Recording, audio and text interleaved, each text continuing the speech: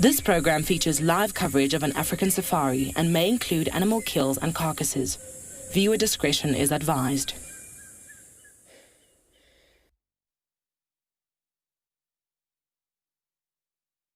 Jumbo Jumbo and hello everybody.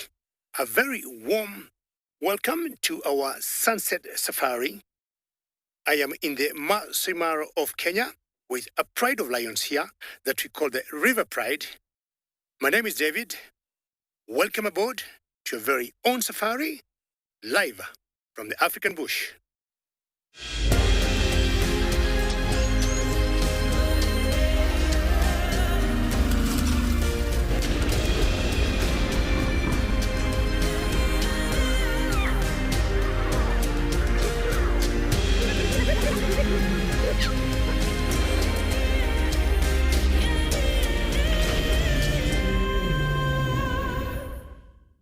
Well, ladies and gentlemen, this is one of my best starts of a safari in a very warm afternoon here in the Masai Mara of 30 degrees Celsius or about 86 degrees Fahrenheit. Now, we've got pride of lions here that we just saw this morning. And when we saw them this morning, we had seen 3 females and 4 cubs. Now, there's an extra female and there's also a male in it. My name is David, and on camera this afternoon is Bungay. Welcome aboard, and let's first very quickly investigate what's happening here, because I'm seeing a male that I have not seen before. And remember to send your questions to #WorldEarth on Twitter or at FC in the comments question of the YouTube chat channels. For the young ones, you can do the same by sending us emails, kidsquestions@worldearth.tv. Now, as I said, there are 3 lionesses here, 1 male and 4 cubs. This particular pride is called the River Pride. Maybe because of the heat of the day, which is very typical for cats, they're all lying flat, but you can tell the very young cub in the middle there is more playful, which is normal for the young ones. But the females, once in a while, you'll see them twitching their tails. This is very exciting. You see, typical females, either because could be of a fly, and I think that 1 cub there could be nursing if you look at her carefully. So 4 cubs in total, that one nursing, the one we saw in the middle there, and either the other 2 could be with any other female, or they could be lying somewhere in the grass. See the panting of the mother there, or that particular female. Lions got what we call allo suckling, and not necessarily she's suckling the mother. Jane, you were saying how cuteness to start our safari. Jane, very, very great comment. It is true, just to see these bundles of joy as our first sighting this afternoon or sunset drive from the Masai Mara. Not sure where she's going. She's going to meet maybe the brother or the sister. We haven't been able to identify yet the sex of these calves here to know how many males are there or how many females are there. But as they grow older and we get closer looks for them, we'll definitely be updating you on how many males or how many females. Look at the spots. And these spots normally fade out as they get older. And sometimes you'll get the calves wanting to play with their mothers or the females just to have some good time. Remember, we got other locations that we are bringing you live safari. I am not the only one.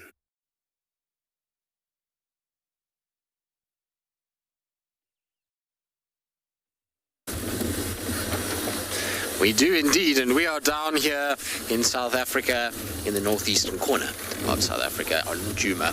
And it's a sort of grey, overcast afternoon, which is not the worst thing. It's a little bit windy, which is never great for the animals, but it's cool, which means that hopefully we're going to see some of the animals moving around a lot more than they have been over the last few days, given the heat that we've had. Anyway, my name is Tristan. On camera, I've got BK. And the plan for this afternoon from this particular vehicle is that we are going to be trying to search for Tlalamba. This morning we had tracks for her. She went into an area. We lost the tracks inside of this block and there didn't seem to be anything coming out. So what I want to do is go back into that section and just check if maybe she's moved through the day, given the weather that we've had. It's very, very possible that she might have moved on. But before we kind of headed in that direction, for some reason I just felt like coming down right to the southwestern corner. Obviously this is an area where we know that Shadulu crosses, we know Hukamuri comes this side. There's also lots of other kind of little things that happen down here, and we very seldom check down here, or at least I very seldom check down here. So I just thought I'd come and have a little scratch just to see what's happening, in the hope that maybe, just maybe, we picked up some tracks down here as well. But given that there isn't anything, we're going to head back to where we had tracks for Tlalamba this morning, which is a little bit north of us, and hopefully we'll pick her up. I'm intrigued to find her because of her behavior that she was displaying yesterday with Andrew, and then from the tracks that we saw this morning, she's definitely making a fuss about something. So it's either she's feeling like she's being threatened by other females and therefore is calling and trying to just kind of keep them at bay, and that could be because we're seeing Shadulu, Tandi, Sibui, and Nsele all moving around with the fringes of where Tlalamba has been territorial, or, which is more likely, is that she might be coming into an estrus cycle and wanting to mate, and so that's why she's making such a racket. Generally, female leopards, when they want to mate, they do call quite a bit to attract the attention of the males in order to start the process. So if we can find her this afternoon, and if she's calling again, maybe that will give us an indication as to what's going on. So that's the plan. Hopefully we'll have a little bit of luck.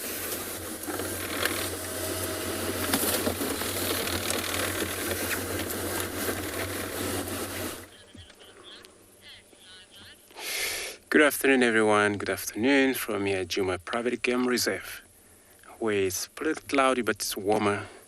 25 degrees, 77 Fahrenheit, and I'm Andrew. Neil is on a camera this afternoon. This is how we're going to be searching around for probably anything that we come across. But right in front of us, it's a herd of impalas, which you call a rank of impalas, we call them. So yeah, it looks like what I see there just looks like a one female right now. It looks like this is pretty much his high rim. And a lot of young males there within this group. Could be the way of establishment of his own high rim, I suppose. It happens.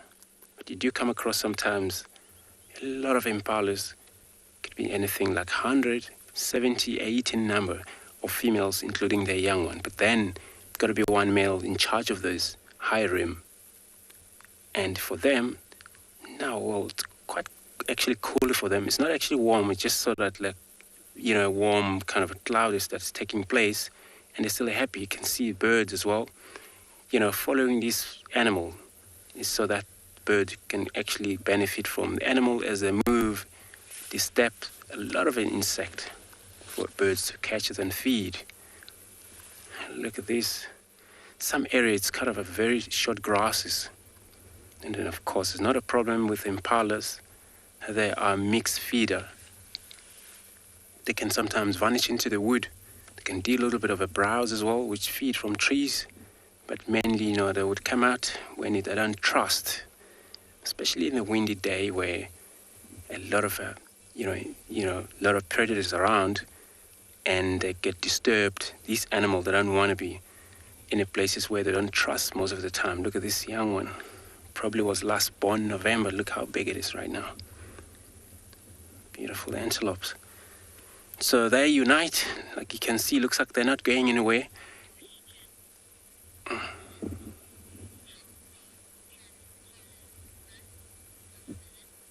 Rosalind, how far impala can run.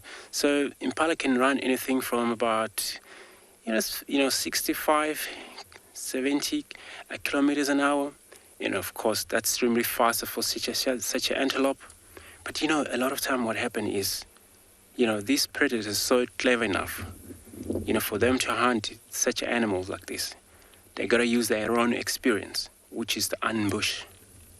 So ambush, it's a key for most cats. Hide, wait, patient enough for the predator, for the prey species to get any closer. We will leave this impala be and move on.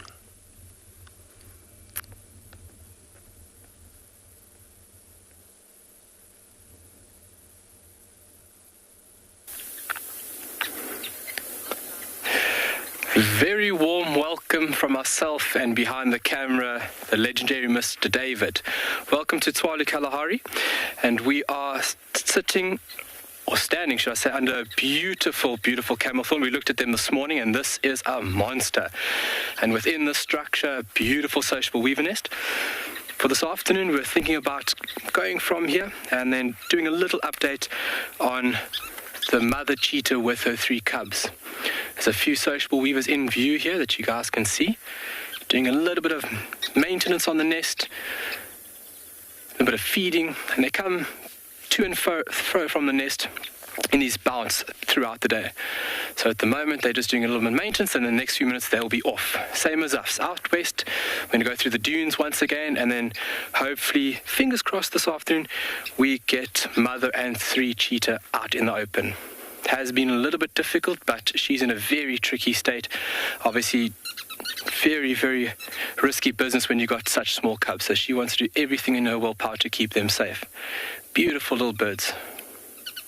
Heavy conical beaks, nice scale patterns just underneath the wing, and then this enormous nest.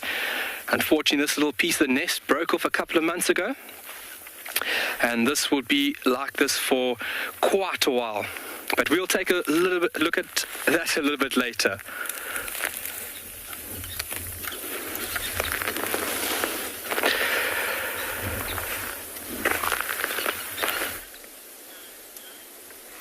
Good afternoon from and beyond Pinda Private Game Reserve, where we've already managed to find some cheetah, a mother and her 2 youngsters resting on the side of the road.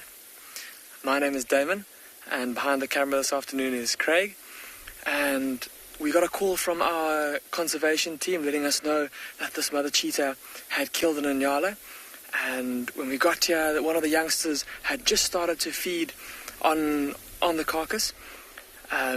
But now it looks like they're taking a bit of a time out from it to rest in the shade.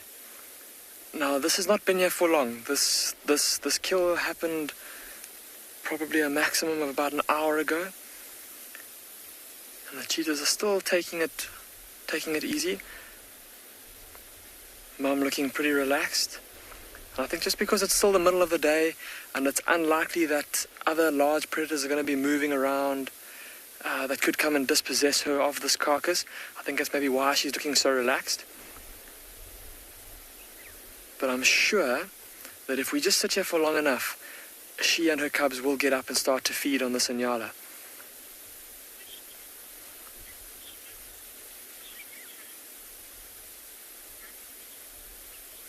Anushka, you're asking if cheetah have poor night vision. Anushka, no, I don't think so. I think they can see pretty well at night. Just the reason that they don't tend to move around much at night is, like we said, that is when the bigger predators are most active.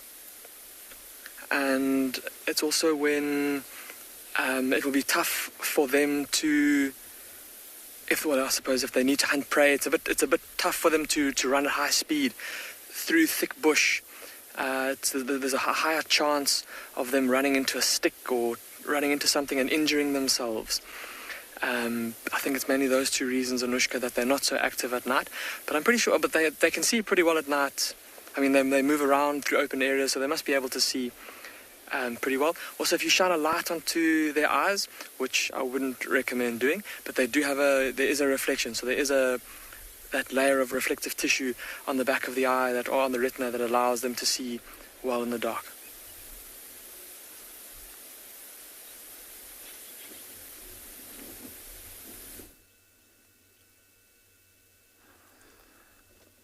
Good afternoon. Look what we got here. A Tswalu cat. My name is Tim Leperez, or you can call me Timothy Leperez. Behind the camera we have Big James, live on location in the Masai Mara Conservancy in the Masai Mara Game Reserve. Our mission today was a Tswalu cat with the 2 kittens, but look what we got. We got the mom. She's out there on the prowl. Maybe she's up for something. She's going to hunt. So we're sitting here just waiting to see if she'll flush out some birds that nest on the ground, or even some small mice or hares. So I'm gonna just try and follow, see what she's up to, because this looks like she's definitely going for a kill. She's going for a hunt.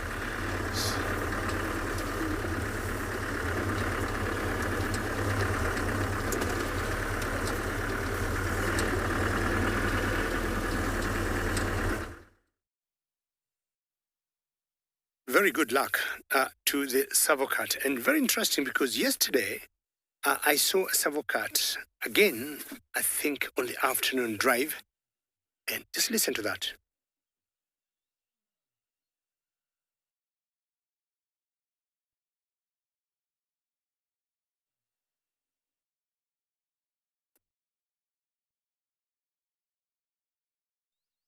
Not sure if you can hear very well. All right, but I think there's a lioness from mid-distance that is calling, and I think is a member of this particular pride here. But I was saying, well, this is such a beautiful sunset drive today with lots of cats, cheetahs, Tswalu cat, and lions with me. Such a big yawn. Time to play with mama. And for those of you who could be joining us now, this is the River Pride. The lioness that's calling is a female. I've seen it from a distance. And if it comes and joins this, we'll end up with the 4 females. 1 youngster male, and here she comes. We're going to see her come in. Let me just duck my head. And Bungi will show us the other lioness coming. This is the mother, to me, of the 4 cubs here. And I would imagine either she had gone to eat. Look at her belly, and look at the circle marks. And look at her tail, right in front of our car. The tip of the tail is chopped off. Let's see the reaction or the welcome she's going to get from the other Pride members. Are you going to circle your cubs? So this is the one we saw yesterday morning, and in the afternoon with the 4 cubs, and she was, to me, trying to relocate the den. But apparently, now, there's a little bit of snarling there from that particular lioness, because I'm not sure she is very comfortable with those 2 cubs going very close to the male that you see on the right. There's a little bit of bad blood between that female and this youngster male here, and currently I'm not very sure from what coalition that youngster male is from, plus another male that will be showing you much later that is flat in the grass. It's a male that I have not seen before, and at certain times of the year you get so many dynamics changing of lions.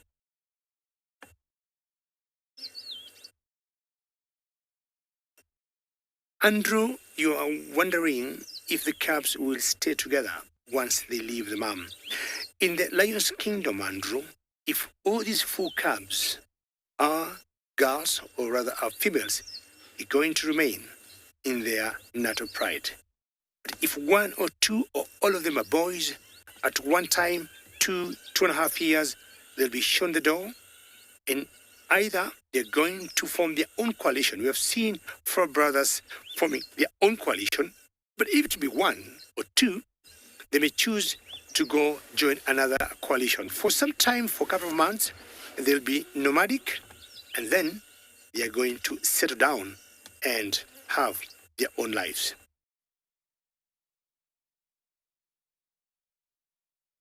Notice all lions here, and especially the females, are flat asleep, but this particular one cannot take chances. No, the cubs are right there. Her eyes could be closed, but I'll tell you, she is very alert. It's very typical for good mothers. Time to scratch yourself. A mite, a tick, or you're just itchy. She's going to nudge the mother to have a little suckling. Not sure the mother is interested. Oh, look at that. This is how they strengthen their bones. And now, to me, this is not their mother. I could be wrong, but the one that just got here was the mother.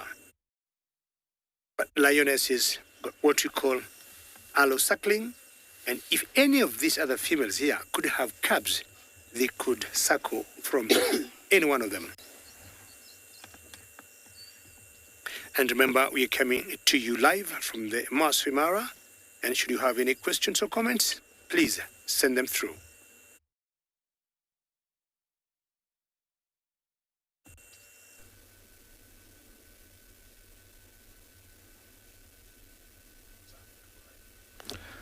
So back to the hunting survival.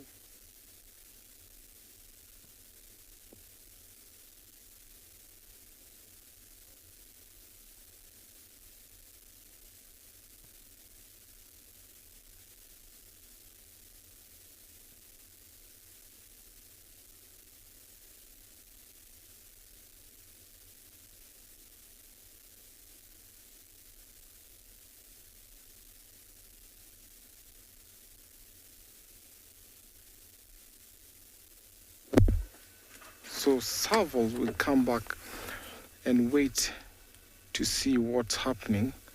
Look at the long ears. So they use the very long relative ears to listen to what's happening in the long grass. So any sound they pick from the rodent and the mouse walking in the long grass, be it birds, they will definitely go after it. They have very good coloration or markings that conceal them in the brown greenish grass when they're walking. Sometimes people might mistake them to be small leopards. So we're going to follow this serval to see what she's up to. She has, from what I recall from James, who told me that she has some kitten. So she's definitely going for something to eat, to feed, to have more milk to feed the kittens rather. So I'm gonna follow her and see what she's up to.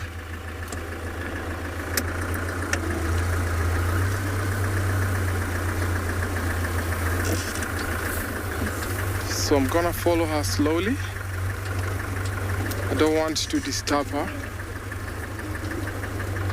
So I don't want to disturb her. I just follow her slowly and see what she's up to.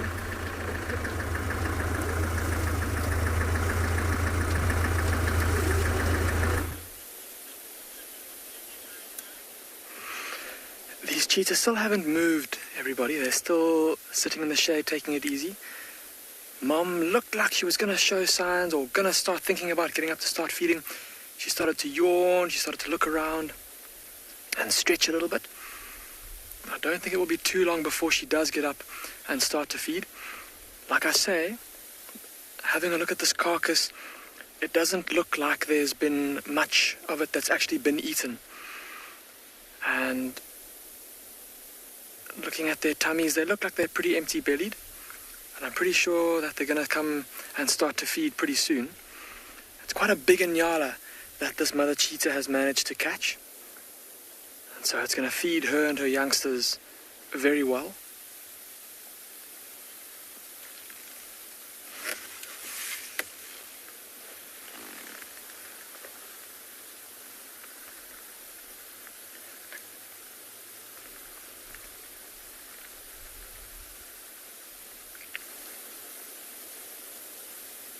Very pretty family portrait there, though, of the mother and the two youngsters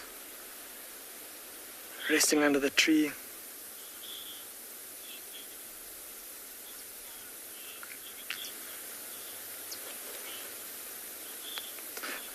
Darsheen, you're 10 years old and you're wondering how far away a cheetah can see its prey from. Well, Darsheen, it will depend on the landscape. So if it's very flat and they can see very far into the distance, then they'll be able to spot their prey very far in the distance, maybe even a kilometer or so away. Oh, look, she's getting up.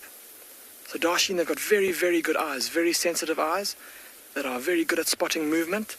There we go. Look at how skinny she is. Definitely looks like she's in need of a meal. And just carefully glancing around before she comes down to start feeding. There we go. Look how she's going to the rear end of the carcass. And she'll want to open it up from the back end there on the soft skin and start to feed on the rump, the biggest muscle, the most nutritious parts of the carcass. I do apologize, everybody. If you are sensitive, then this might be a good time to look away, although I don't think, based on the fact that she's feeding from the back there, that we will see much gore for now.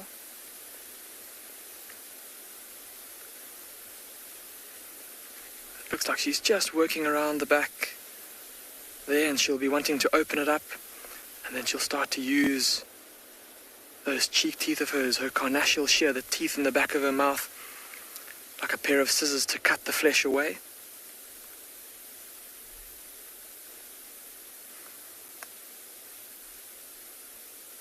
Look at that, little bit of blood around her mouth. And it might even be that as she's opened up the carcass, a little bit of blood starts to flow out and she might lap that up. It's of course all nutrition for her.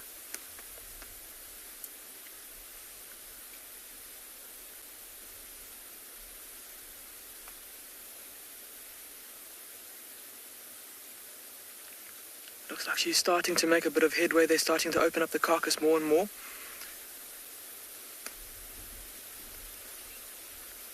One of the cubs stirring there on the leaves. I wonder how long it'll be before they get up and come and join their mother. Now at this age, these cubs will be able to open the carcass for themselves. But they don't seem to be too interested for the time being. There we go. See how the mother's turning her head sideways? And she's using those teeth in the back of her mouth. I don't know if you can hear that crunching sound of her as she cuts. There we go. Cuts through the hide.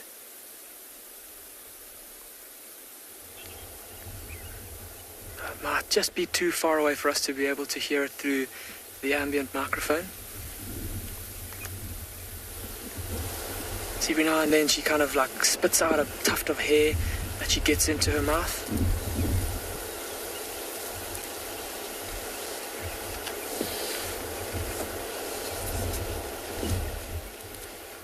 how she's now sticking her nose a bit further into the little gap that she's opened up there to try and get to all the meat. And feeding very neatly. Look at how she keeps her body tucked up, and she's kind of lying, or she's kind of squatting down on all fours, or lying down almost on all fours, keeping her body away from the carcass, almost like she's eating with long teeth almost, not wanting to get her body dirty and messy. Very different to how something like a lion might feed, where it will often lie on top of the carcass, trying to keep it away from the other members of its pride.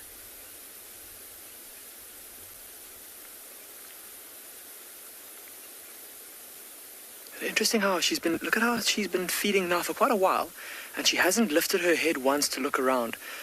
Oh, well, there we go. As I said that, she does that. Obviously quite content with where she is in terms of a safety point of view.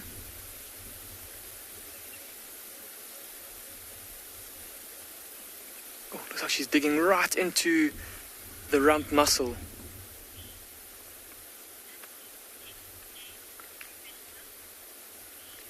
Louise, you're asking if all antelopes will taste the same to the predator. Louise, I'm not sure, to be honest, and I don't know how we would really quantify that. I know certainly to humans, different antelopes taste slightly different, but for a predator, I don't know how we'd know that. I don't know how we'd figure that out. I suppose other than watching which antelopes the predators prefer to hunt. And certainly here at and beyond Pinda, the cheetah tend to hunt in nyalas and impalas most often, but that's possibly just a result of the fact that those are the most abundant antelope species. So I'm not sure how we would quantify whether it's or which antelope the predators prefer in terms of their taste.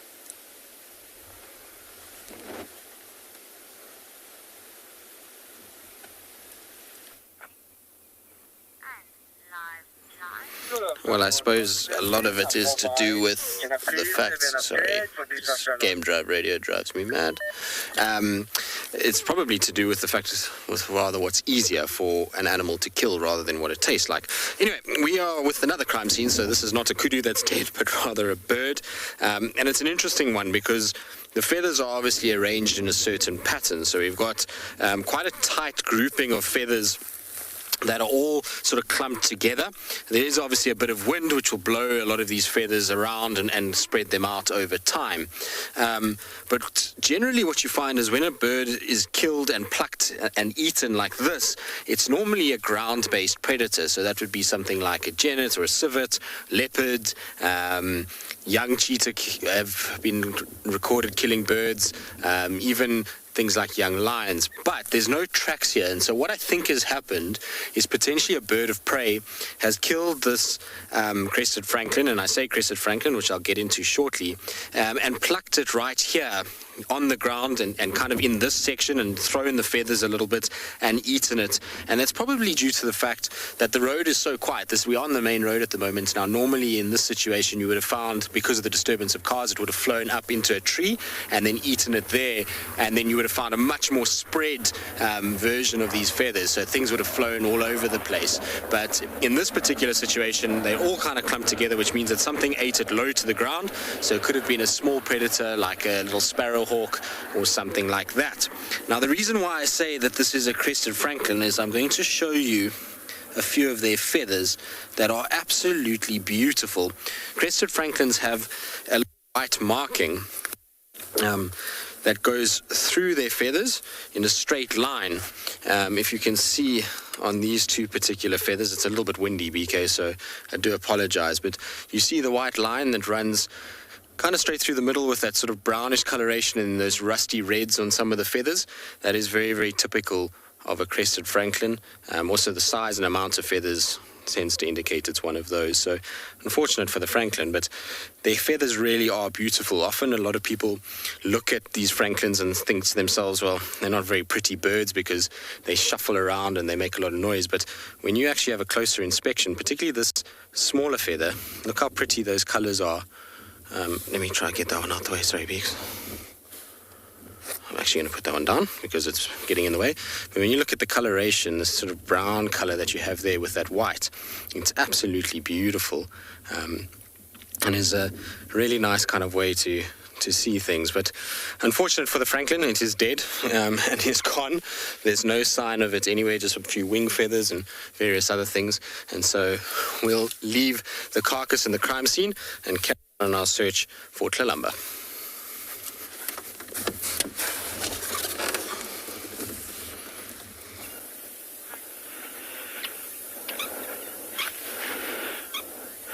Poor Franklin.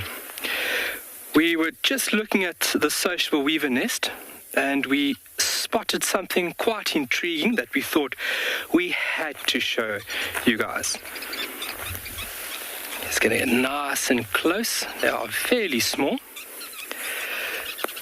These are wasps, specifically paper wasps. Very easy to recognize with that very elongated thorax. You find them in a variety of browns to blacks and also a variety of different spots depending on the species. Really amazing insects. And they are sitting or hanging, let's say that, on a nest chamber. That is where the females will deposit the young, the larvae, and the larvae will spend a long time within those little chambers, and that will be fed by these females. The structure that you're seeing there is made up of chewed wood and as well as saliva, and is specifically used as a nesting chamber. Quite amazing. These social forms of paper wasps, you'll have a specific queen, and these multi-celled nests are grown or built over time. So starting from 1 or 2 chambers, and they can be as big as 7, 8, up to 12 chambers at a time. Really, really beautiful. They are predators, so actively hunting other insects, especially caterpillars, that will then be chewed up and fed to the larvae.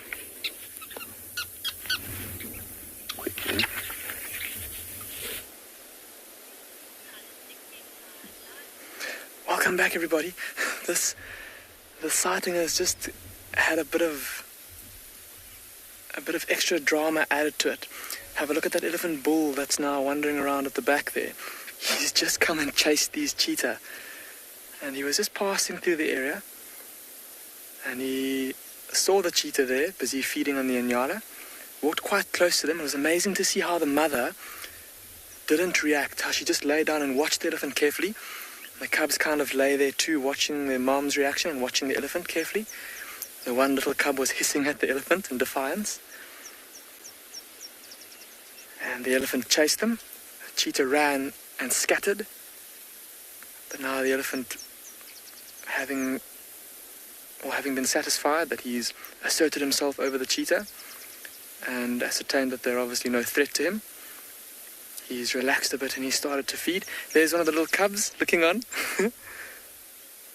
Looks like a little male cub.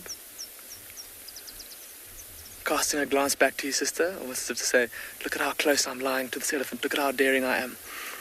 But isn't that an amazing screenshot? The cheetah in the foreground, and then the elephant's long back legs in the background. And we're just going to keep an eye on him because he is a little bit charged up on chasing smaller predators around. So if he does move in our direction, we're going to give way and give him some space. And it was just incredible to see him come running in and chase these cheetah. And we also had to quickly move out of the way. A very irate elephant bull. He gave a little trumpet. But now look again at the mother and how relaxed she is. She's once again back at her carcass. I think just after that disturbance from the elephant, she's again just taking some time just to survey her surroundings. Make sure everything's okay before she starts to feed again.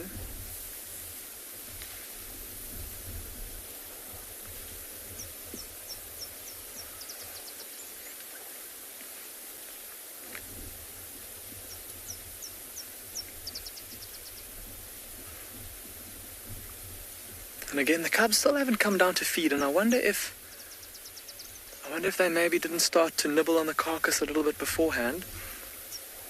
They don't seem to be in any rush to come and eat. Look at Mom now starting to close her eyes again, starting to relax a bit.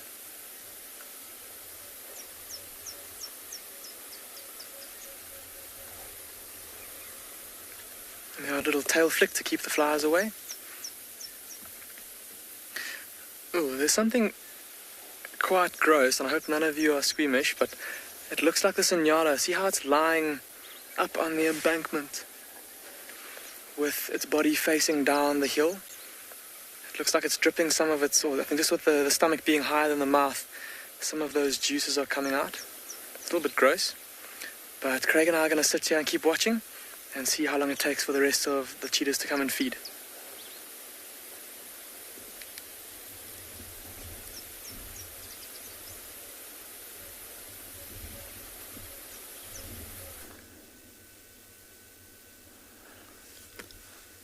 So, ladies and gentlemen, welcome back. For those of you who are joining us live right now, we have some Tsavo kittens. So, inside that thicket, we have 2 kittens. Just a few minutes ago, we were with the mom. The mom was busy hunting. So, don't be amused how we found these kittens here. This is a location that was traced a few days ago by Isaac, so I'm retracing back on where Isaac had left these kittens. So I don't know whether we should name them, but it's not a good thing to do that right now. But it seems like they're very much relaxed, waiting for mom, knowing that mom will come back with something, or maybe come to nurse them. So this is a good place to hide, especially when mom is not around. But little kittens sometimes, or even babies, will find some time to play around when mom is not there. So we'll be waiting here to find out what they're doing, because they're actually going to be out and about, play fighting and also jumping up around, which will be a good sign of us to see.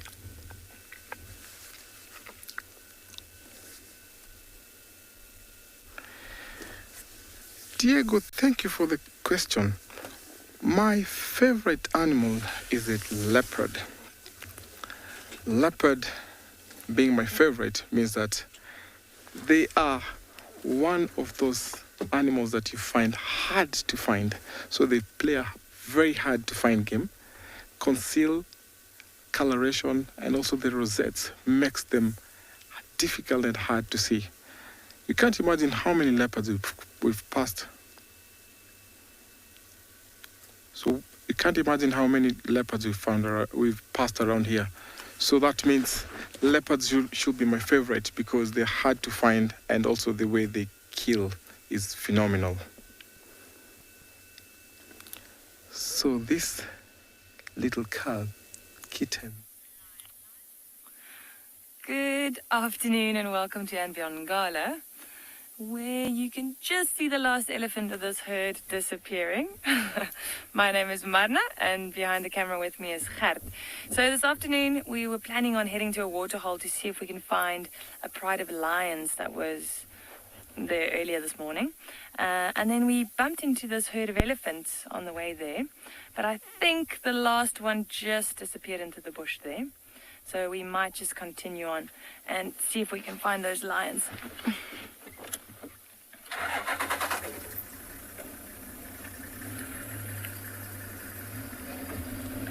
So it's still nice and warm, which means hopefully those lions wouldn't have moved far. That's what we're hoping for. They're generally quite lazy, so they're probably still in exactly the same spot that they were left this morning. They might have moved into the shade a little bit, but we'll go have a look and see.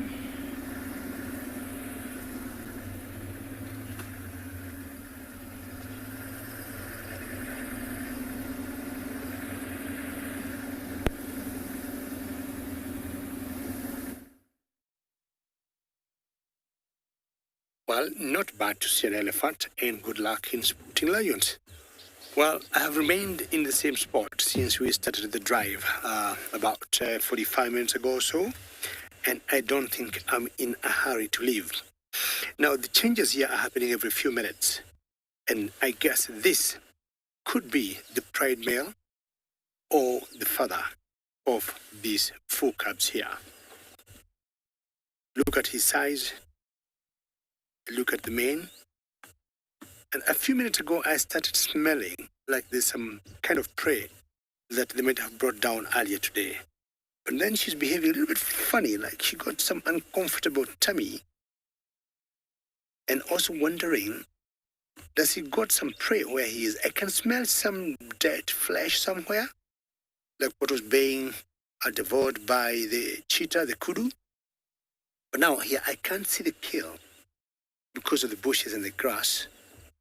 Either he is eating something, and at one point I thought he was trying to bury it and cover it with soil, as cats will do, to keep the prey fresh. Look at that behavior. Sometimes you've seen them like marinate the hide of the prey before they start eating it. And if I listen carefully, I can hear like his tongue is rubbing over some sort of flesh. Not sure exactly what it is.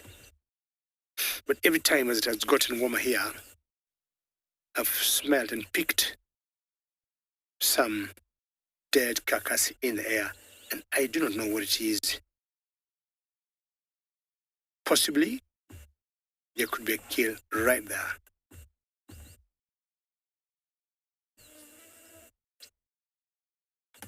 I would imagine he would pull it towards the others, but sometimes, male lions are a little bit selfish and want to keep everything for themselves. Yeah, I mean, he's definitely eating something. And this must have been brought down or hunted last night, because by the time I left the female of the four cubs, there was no hunt and they didn't have any prey. And apparently they were about 2.5, 3 kilometers from where they are now. The mother that I'm assuming is the lioness, or the mother of these four cubs that we saw walk in this pride earlier, left. And she has walked away, and we can hear her calling.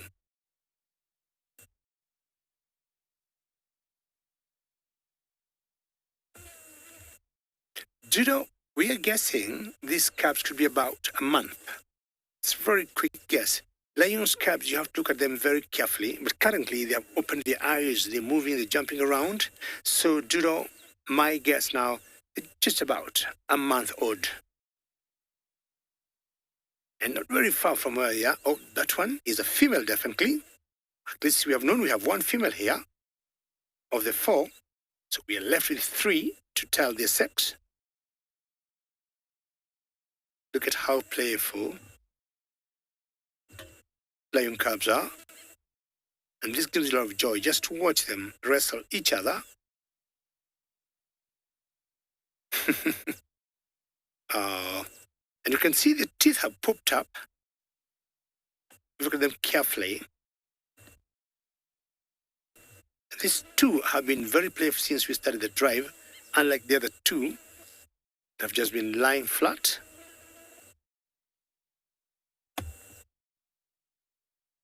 See the black parts behind their ears, which as they grow older, they'll always use them as follow me signs. Once they're born, they're always there, and they develop very quickly because they're very important for their survival. Now, could these two be females? Just trying to watch very carefully below the tails. And then I could have 2 females and left with 2 to identify. Depending on the lioness, sometimes you get a 50-50 chance in terms of sex distribution, or ratio rather. 2 females, 2 males. More often than not, we see more males in lion litters or lioness litters than females. Ooh. The funny sneeze there. just wondering, the female that we saw live here, if it's the actual mother of this one. Because I was thinking maybe there could be another set. There could be another litter somewhere, much younger than this, maybe. But along the way, we are going to find out, because I am not leaving these lions as yet.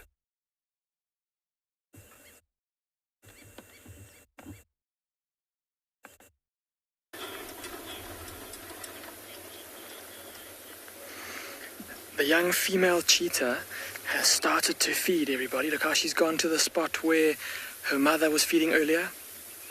And she's starting to tuck in. And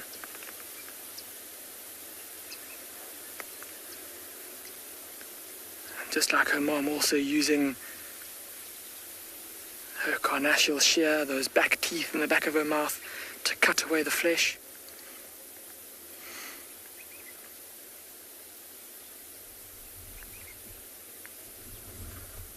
And I think it's only a matter of time before all three start to come down and feed together. Mom and the little male are off to the left, resting in the shade there up against the bank. And this little female's got the carcass to herself. And again, so interesting, we spoke a little bit earlier about the difference in the way and the manner in which they were feeding, how the cheetah look a lot more neat when they eat. They don't lie all over their food like the lions do, like the lions that you've just seen now.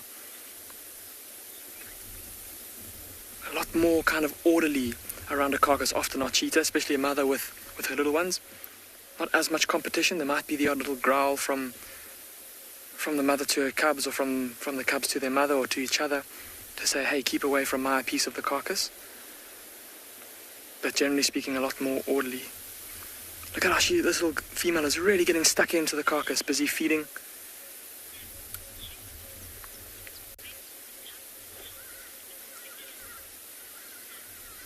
Mapchick, you're asking when the cubs will start helping with the kill. Oh, look, the little male's coming in too. Look, he's grabbing the throat. He's practicing. Oh, look at, I'm sorry if you're squeamish, everybody, but every time he grabs the throat, there's more of that water that comes out of its mouth. So exactly, Mapchick, that's exactly what this young male is doing now. Practicing his killing bite that his mother would have used to bring down the Inyala. And Mapchick already at this age, these cubs are probably about 10 months old now. And already now, for the last few months, they will have been helping, or not necessarily helping mom, but mom will have been teaching them how to deal with live prey. So she might, if she'd caught something small, like maybe a young daker, she might not kill it immediately. She might kind of incapacitate it and then give it to her cubs while it's still alive, and let them play with it, and let them kind of learn how to actually bring something down, how to kill something. But they're still a little bit small to be of much help in a hunt, especially with something big like this female Inyala. It'll probably be a couple more months. Normally, kind of between a year and a half is when they'll be of any help to mom. So they're not far off, but we have seen in the past young cheetah, a little over a year, or around about a year, helping their mothers to bring impala down. I remember hearing a story from one of my colleagues here, how they watched a mother cheetah chase an impala down an embankment, and her year-old cub was lying at the bottom of the embankment, and it was actually him that jumped onto the impala and weighed it down and was able to pin it for long enough until its mother was able to get there and finish it off. But I think these little cheetah, with an Inyala this size, I don't think that they would really be of much help. Maybe while mom was actually trying to strangle it, because there may have been quite a struggle. Like I said, it's quite a big animal for this cheetah to have brought down. So mom may have been hanging onto the throat, trying to overpower it and trying to strangle it, and the cubs may have actually come and jumped onto its back and almost pinned it down a little bit for mom. Look at that little tail tip of this female cub and how it keeps twitching while she's feeding.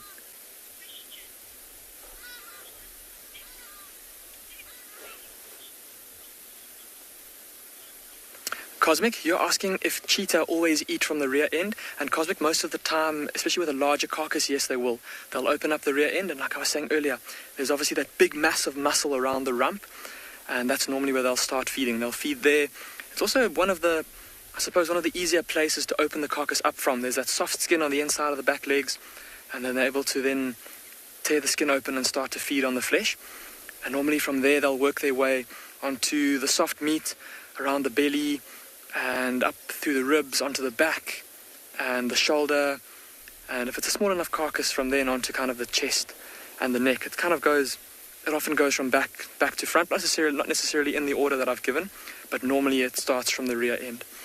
Of course, they'll be wanting to get that big, massive muscle, that most nutritious part of the carcass, into their bodies first, because these cheetah never know when another predator, another scavenger, or even a big group of vultures might come and drive them off. So they want to get the best part of the carcass into their stomachs as quickly as possible, and with priority.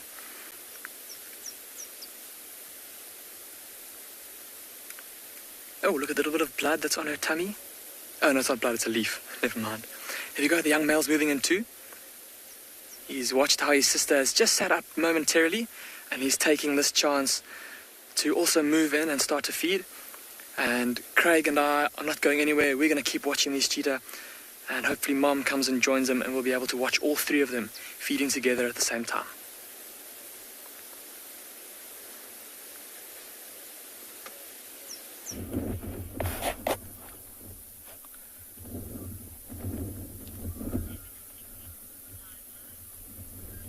So we've arrived at the water hole, and we've headed straight towards the last position of where the pride of lions were, but doesn't seem like they're still in the area.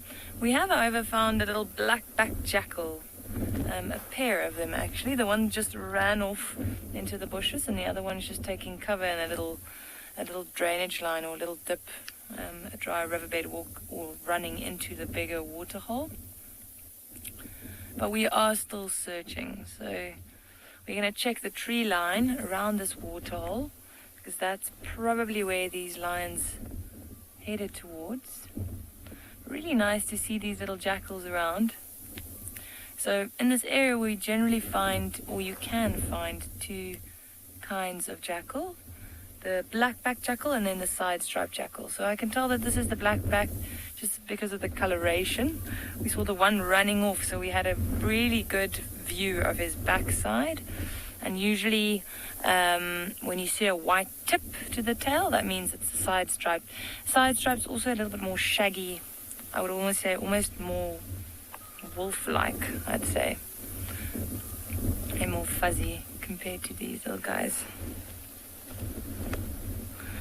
But also, if they saw the lions around here, they would probably be alarming, and they wouldn't be as relaxed as they currently are. So there's a chance that those lions might have moved on, or they're just lying somewhere in the bushes here, but we'll keep looking.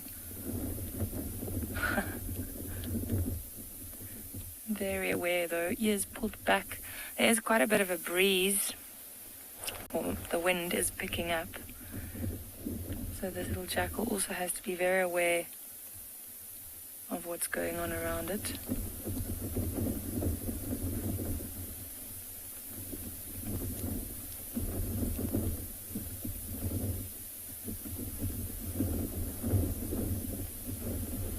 There we go.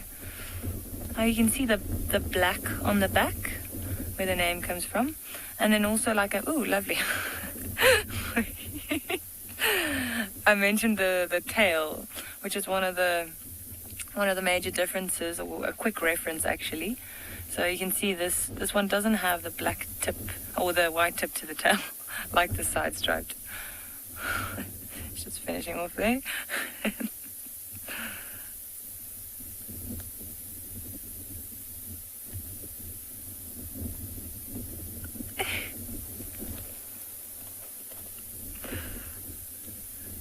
All right, I think we're going to continue around the waterhole and just see if we can find any signs of those lions.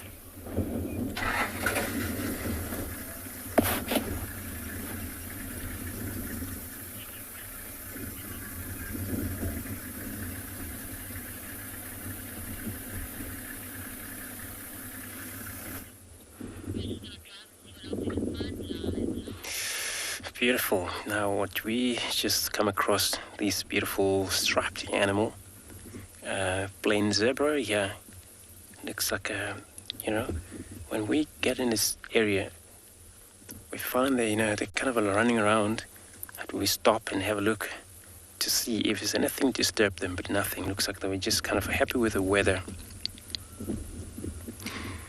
So, and then looks like it's also mixed animals here, because I have impalas in the background, and looks like they're all happy together moving along.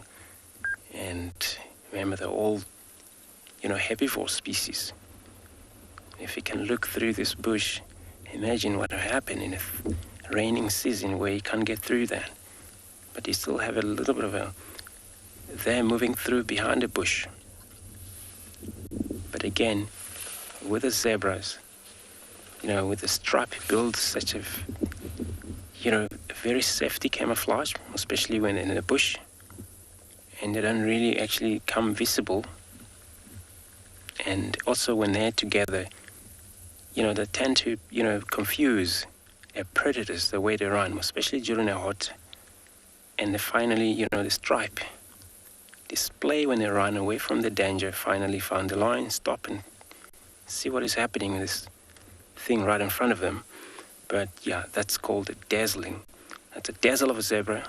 Now it's collective of them, and the thing that will be named just according to their stripe and also how camouflaged they are. But you see impalas also, they find now the friends, sheep. Well, if you see, a lot of animals like this mixed together, and that's the way they are. They have a difference of preference of feed, where most of the time zebra, they go for a very top grasses. If there's a wildebeest, they'll go for shorter. That's number 2. Number 3 would be impala. So they all love one another because, of course, there is a lot of benefit in terms of food source, also for safety. And it comes to the safety, both sense of smell, hearing, it's great. But also they can also rely on alarm call that these animals make, all of them. And that makes also, if there's a giraffe around, likes to be with them, because giraffe, they don't really actually love making sound when they give a warning, So, and that's why, being with such an antelope like these, zebras, wildebeest, it's so important. They have a giraffe which is taller, can see far away, but also giraffe rely on them because then giraffe can pay a lot of attention from these guys' alarm calls. And this is how it builds safety among this animal. So there's no such a competition between. And a lot of competition, it occurs where, your carnivore species, where then it comes to the politics of, because they eat meat, of course, and feeding on the meat, it's quite hard for them to focus and hunt. And then, of course, if they see a difference, predators, as another carnivore species, for example, lions, seeing leopard, all the thing there's like, well, they're going to empty my food source around here. It's got to get away. So the killing is there just because of the competition of the food, but also the size-wise as well. It's involved in that situation. So two different, predators, they cannot actually cooperate because of, the competition of the food, it's there. And they all feed on bloody animals, they all feed on flesh. And so that, the scavenging that happens, scavenging from the weakest. For example, lion will scavenge from leopard. A leopard is going to run away from the lion because, of course, you get killed if you don't run away. And that's what is happening in this kind of beautiful animal we're looking at. We will continue to drive, see what else we will pick up along the road.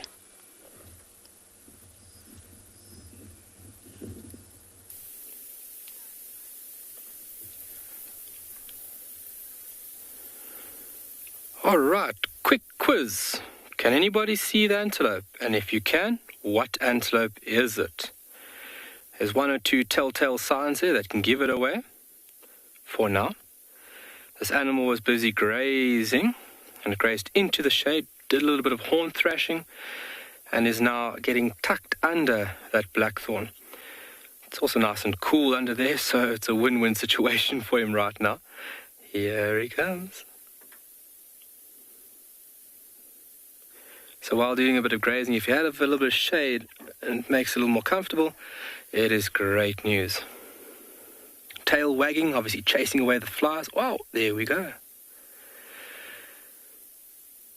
Big white belly, long tail, it is an oryx or a gemsbok.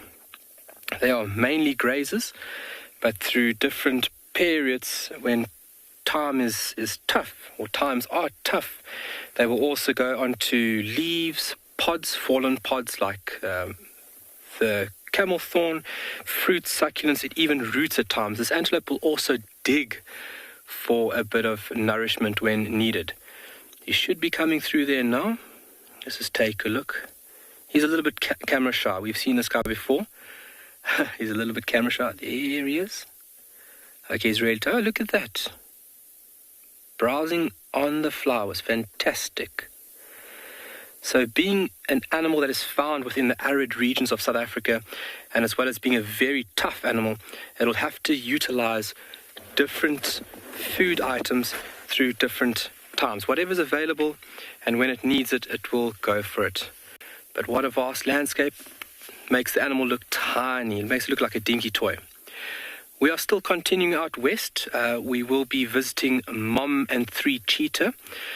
Moritz is actually in the area, and he said that looks like we'll have a little bit of a good visual today. So fingers crossed, stay with us.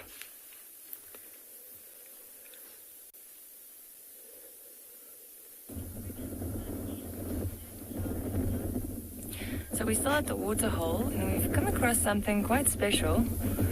There is a big giraffe bull that just arrived, and he is actually drinking, which is something that you don't see that often. Well, you see it every now and again, especially this time of year, but usually before they head to the water, they take really long just to scan the area and to check for predators. So it usually takes some time before you see them going down. This guy just walked straight down to the water and started drinking. But as you can see, he puts himself in quite a vulnerable position when he drinks. He has to bend those legs or stretch those legs out and bend down. So if there were predators in the area, which we know there are lions close by somewhere, that's a good opportunity for them to try and take him down. That was a quick drink. Got some oxpeckers on the side there. And he's off.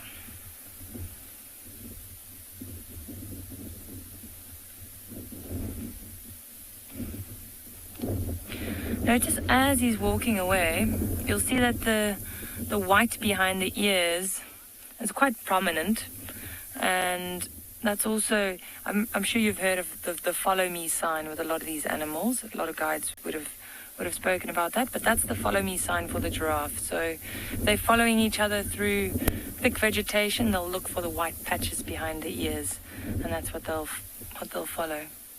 Ruby, I agree. They are really gorgeous. I love watching giraffes.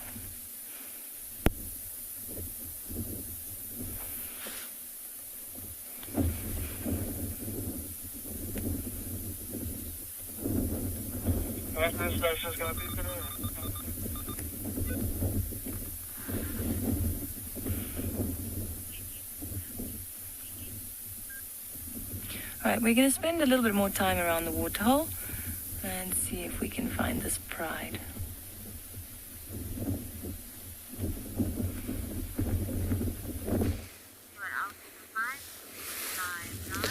Well, hopefully you find some cool stuff there, but we have found a very, very interesting situation. There's a cow elephant here with one calf that we can see. I don't see any other elephants at all, and she's been very testy, but what's interesting is that she's got a bone that she is busy picking up and playing with. Now, this particular bone, I have no idea whether it belongs to an elephant. It's possible. That's maybe why she's picking it up. We know elephants become very curious of bones if it is their own, or now it's just throwing it. Why are you throwing that bone? Super interesting. Or, you know, we know that they often suck bones for calcium, which is called osteophagia, but it's super interesting, and she's very temperamental, this female. She's been shaking her head. She gave us a little bit of a sort of mock charge, if you want to call it, at first. And then she went to that bone and she was just picking it up constantly and shoving it in her mouth and dropping it and picking it up and dropping it and shaking her head and grumbling quite a lot. And I don't know if it was, one, because of the bone, or two, because her calf was way back, and maybe she was just getting irritated that the calf is not following, and that's why she was making a little bit of noise. But it's very unusual just to see her on her own like this. I suspect there's more up in front. I suspect there's more elephants around, and she's just separated slightly, and with the wind she's a little bit temperamental. But it was fascinating watching her with that bone. It doesn't look like an ellie bone. It looks more like maybe something from a buffalo or maybe a giraffe, something like that. And in this particular area there's been a lot of dead buffalo over the years, so it would strike me as one of those. But we do know that there was an elephant that was killed 2 years ago near Twin Dams. And so that bone could have been dragged, or one of those bones could have been dragged here by hyenas. But there you can see the rest of the herd that she's making her way towards. The other reason I think she's probably quite grumpy is that she's quite heavily pregnant at the moment. You can see her teeth are quite swollen, her stomach is quite swollen, and so maybe she's just had enough for the day. And when we came along at first, she was a little bit kind of testy. BK, I think let's try and get a little bit closer, because they've gotten quite far now from where we are. It's quite tricky terrain, this section. It's exactly where we lost Columbus tracks, is pretty much where I am right now. So I'm hoping that these guys find her for us. That would be quite nice, wouldn't it, if she just popped up out of the grass in front of them. Sometimes when you hang around with ellies, they can bring you a bit of luck in the form of some alarm calls or something like that you hear while you're sitting with them. So we'll be patient and sit with them. We haven't got much else going at the moment, so it should be good.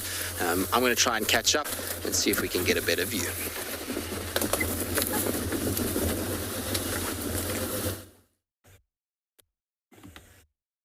Well, Tristan, sometimes, ellies get grumpy. Maybe it goes, it's a male, and you sometimes never understand what they actually want.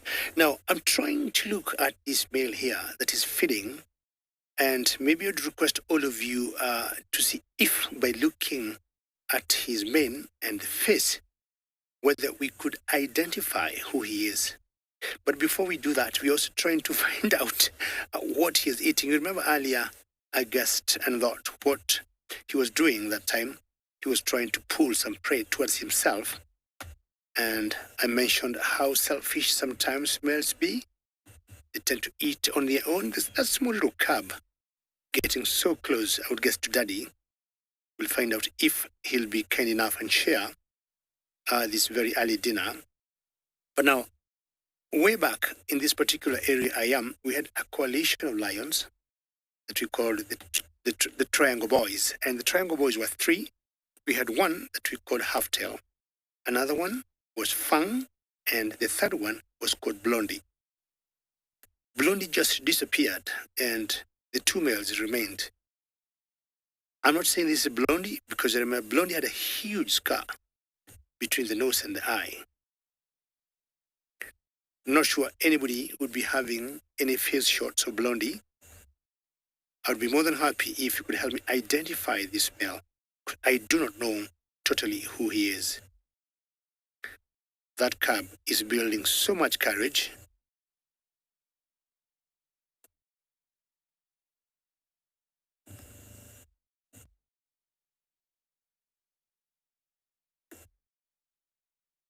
Jumbo, Audrey, and I'm sure, Audrey, you know what Jumbo is, and how are you, and how is New York? And Audrey, you'd like to know how big is this pride? Now, Audrey, this pride here got 4 females, 2 males, an old male, and a sub-adult male. And in the pride, there are 4 cubs. So if you look carefully there, Audrey, you can see 2 cubs at the moment, and 2 are hiding. And then if we take you back to the male there, Audrey, you can see carefully, the male is eating, and there's a very young cub next to him. So 4 females, 4 cubs, 2 males, a fully grown male, which is the one you're seeing there eating, and I think this is the dominant male, and there's a sub-adult male. So it's 4 and 2, 6 in total. Audrey, we got about 10 of the lions here in this particular pride. The name of the pride here, Andre, is called the River Pride. I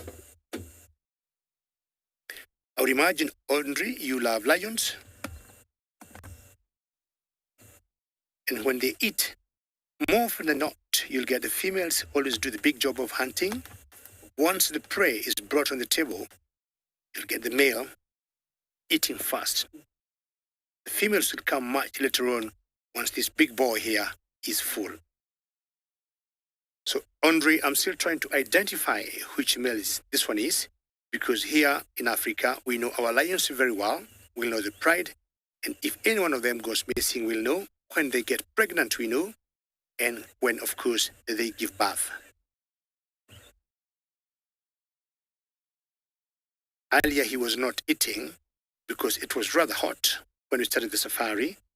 Of course, after it has started to cool and the temperature's going down, he has gotten busy feeding on what I'm still calling very early dinner. But I'm yet to identify who or what prey he is feeding on. In average, lions or lionesses could comfortably eat about 10% of their body weight. So if you would give this male maybe 200 kilos or 400 plus odd pounds, can comfortably eat 15 to 20 kilograms, 30, 45 pounds, sometimes in one sitting.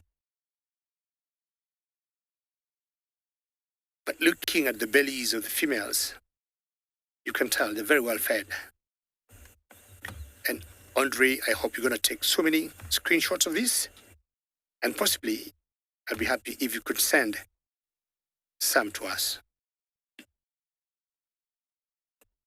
See the panting of that female there because of the heat. And earlier I had seen some of the full crabs here were suckling that female, which I do not think it's the mother of the full crabs. As I said earlier, lionesses will do what we call allosocial structure. They may give birth at the same time, and they may suckle any female in the pride.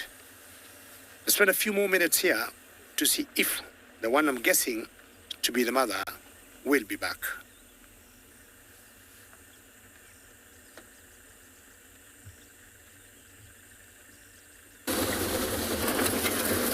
Well, we've managed to catch up with the rest of the herd, which is really nice. There's lots of little ones, and they're just slowly ambling their way along, having a little feed. So I'm just going to try and get BK into a little gap here. I don't want to obviously cut them off.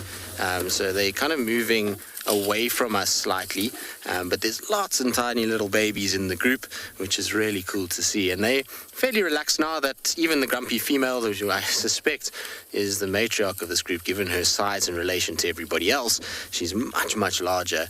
It has calmed right down and is no longer kind of flapping ears and being a little bit cheeky. She's gotten a lot better, but they are moving with quite a lot of pace. I don't know where they're off to. They seem like they've smelt something, and they've been communicating quite a bit. If you look at this elephant in front here, its nose is constantly up in the air, and I don't know if it's sniffing maybe that tree that it's found its way to, or there was something else that it was picking up, but it was kind of nose or trunk up, and it was just walking quickly, and has now decided to stop and feed. So I'm not sure what it's picking up, but often when they do that, when the trunks are up like that, especially when you've got a strong wind, you find that it's to do with another herd being potentially close by. No, maybe it was just this particular tree has got leaves that they want, and that's why they've rushed over to it. Oh, this female is beautiful. This big girl is the one to our right here. She's massive, and you can see, look how big her stomach is. You can almost see the movement in her stomach as she walks. Like I say, I'm pretty sure she's quite heavily pregnant. She's very swollen when you see her walking from the back. I mean, if she stands still, it's going to be interesting to see if that stomach keeps moving. Imagine if we could see the baby moving inside. That would be very, very, very, very, very cool.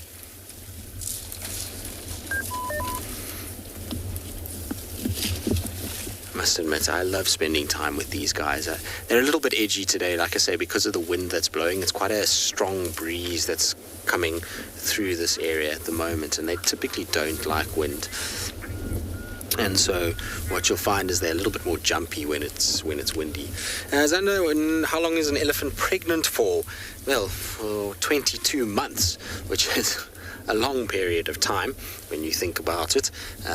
It's difficult for them to kind of have the patience. By the time they reach full term, they start to get a little bit testy, and you can imagine also with the size of the calf that they're going to be having, it's difficult. It's a heavy animal that they have inside of them. That little one will weigh about 100 kilograms or 100 to 150 kilograms depending, and that's obviously a lot of weight to be carrying, and so they get a little bit temperamental when they're heavily pregnant. But she's beautiful. She's got a nice set of tusks and just a really big cow. You can see her in relation to some of those other elephants. Now, that elephant that's just walked behind her, that elephant was right next to us at one point, and it towers over this car, so you can imagine she's a fair-sized cow, that's for sure. But what's interesting is you see how they came from this kind of thicket on their fringes. They were going towards a more open clearing, and with the wind, it's turned them straight away, and they've gone straight into the denser areas. They know that once they get into thicker, denser areas, all of that vegetation cuts the wind, and it becomes a lot more comfortable for them inside there than it is out in the open. Remember that they're an animal that relies heavily on hearing and sense of smell, and when there's a lot of wind, that affects it quite badly. So you'll find that they try and get into thicker, dense areas and lower lying sections like drainage lines a lot more in conditions like this. And the wind is actually not even that strong today, but it just goes to show how much it can affect them. I don't know if you guys can actually hear her feeding. A little bit far away.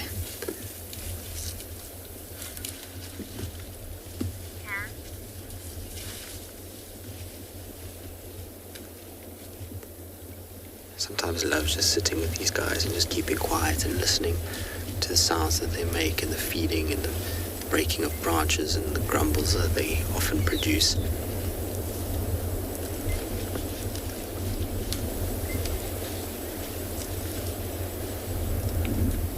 What you'll also notice every now and then is you're going to see a little black bird flying in between all of them. So that's a drongo that's hawking insects as they're moving.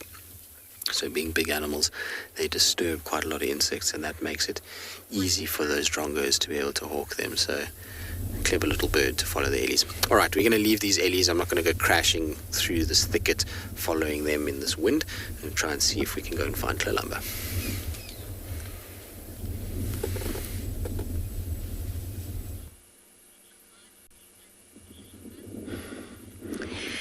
Beautiful. The herds of elephants also beautiful.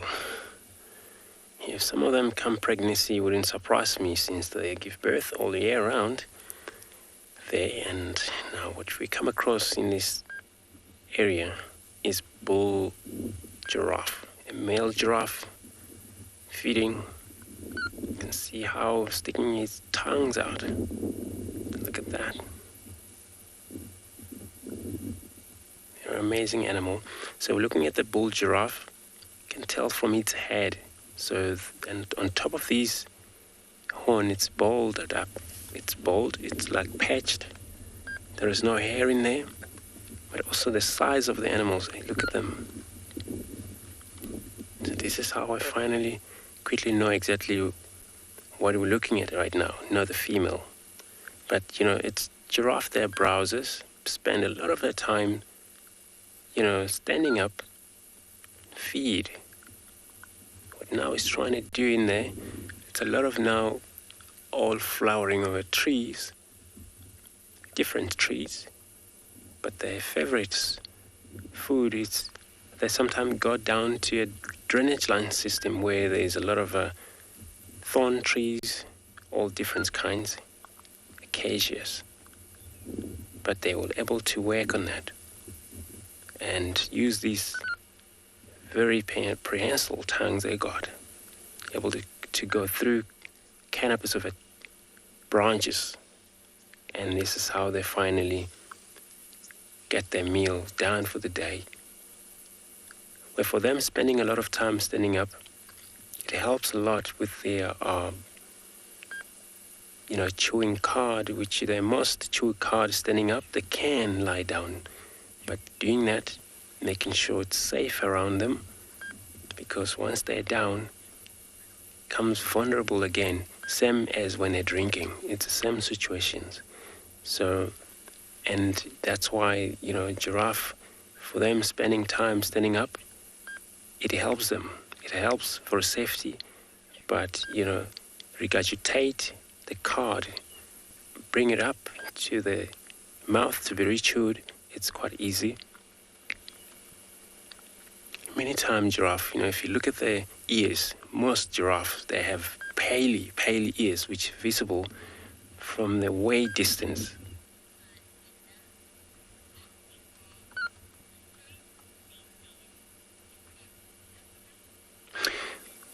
Valende, not at all. So in this part of the world, the entire Kruger National Park, pretty much of a low field, and across the north or south, this is the southern giraffe.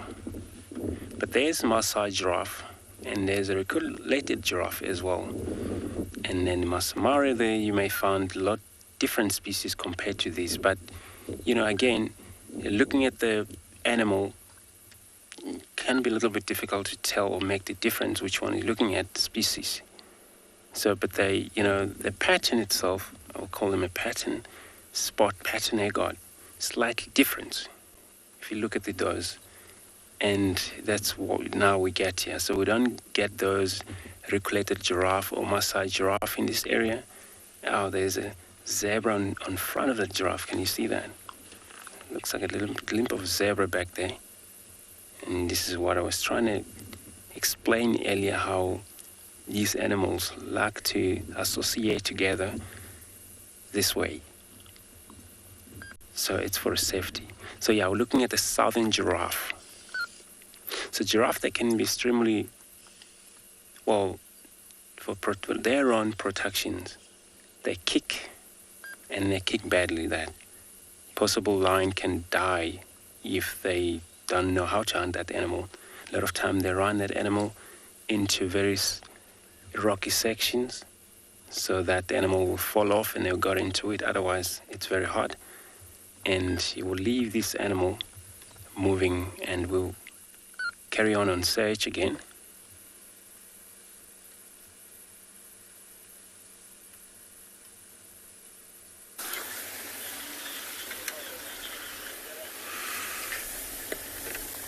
And now just one of the young cubs still busy feeding on the Sinyala. Just a moment ago, the mother and the two youngsters were all busy feeding all together. And look at how now they've basically cleaned that back leg down to the bone. They've cut all of the muscle off of it. It looks like the little female has had her fill for the time being. She's moved off to the right and is now lying on the cool sand under the tree in the shade. And it's just the young male now. With him being a little bit bigger than his sister, he'll need a bit more to eat. To, of course, not only fill his belly, but also to fuel his growth. And I wonder if he takes his head out there, if we'll be able to see some blood on his face. It looks like he's sticking his head quite far into the carcass there.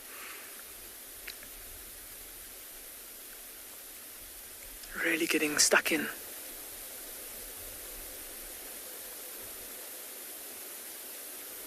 And again, the mother's still looking very relaxed. But I think as the afternoon cools off and as the sun starts to set, there'll maybe be a bit more urgency to her feeding. And she'll get a bit more actively involved in terms of the feeding on the carcass. And they'll all want to fill their bellies to as full as they can possibly make them. They'll eat as much meat as they possibly can. And then they'll want to move out of this area. Of course, the smell is going to attract other bigger predators as the sun starts to go down, like we've been talking about today. There we go. He's just lifted his head out. So obviously, not sticking his head in as far as we thought. He doesn't look like he's that dirty, that covered in blood. But look at how, I know it's a little bit gruesome, but have a look at the bone that's sticking out of the top right-hand corner of the carcass there. And look at how clean it is. Oh, that does look a bit like a joint there, but just looking with my binoculars at the bone there, they've absolutely stripped every last little bit of meat off of that femur. Making use of of all of the carcass.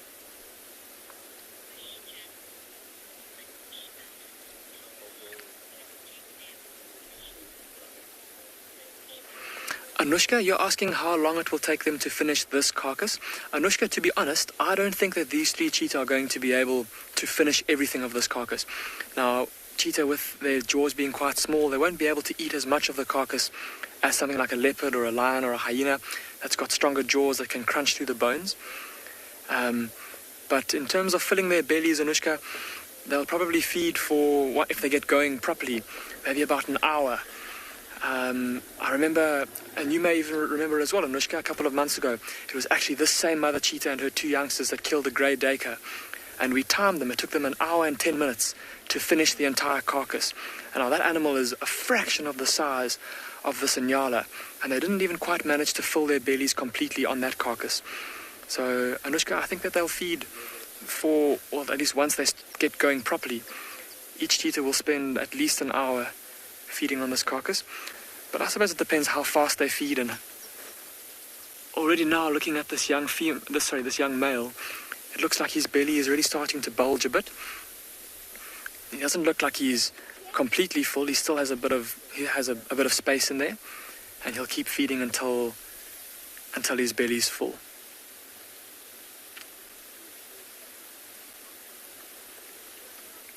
Look at how beautiful that is there. And I think that these 3 cheetah have given us a fantastic sighting this afternoon. It's been wonderful to see them again, to see how big these cubs are getting. And there are quite a few other game drives in the area that would also like to come and have a look at them. And I think now with the young male stepping away from the carcass, it's the perfect time for us to leave. So we're going to leave this mother and her 2 youngsters to carry on with their evening resting, and no doubt, I think a little bit later, probably move in for one last bout of feeding. And Craig and I are going to see what else we can find for you this afternoon.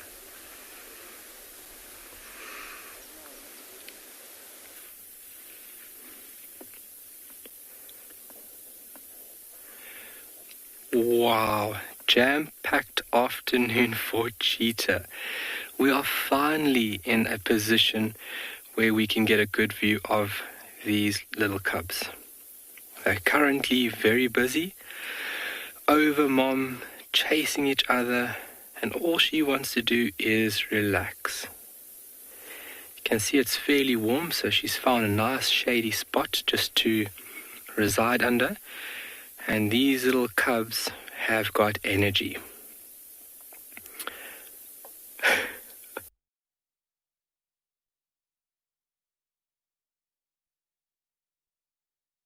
Please give me a moment.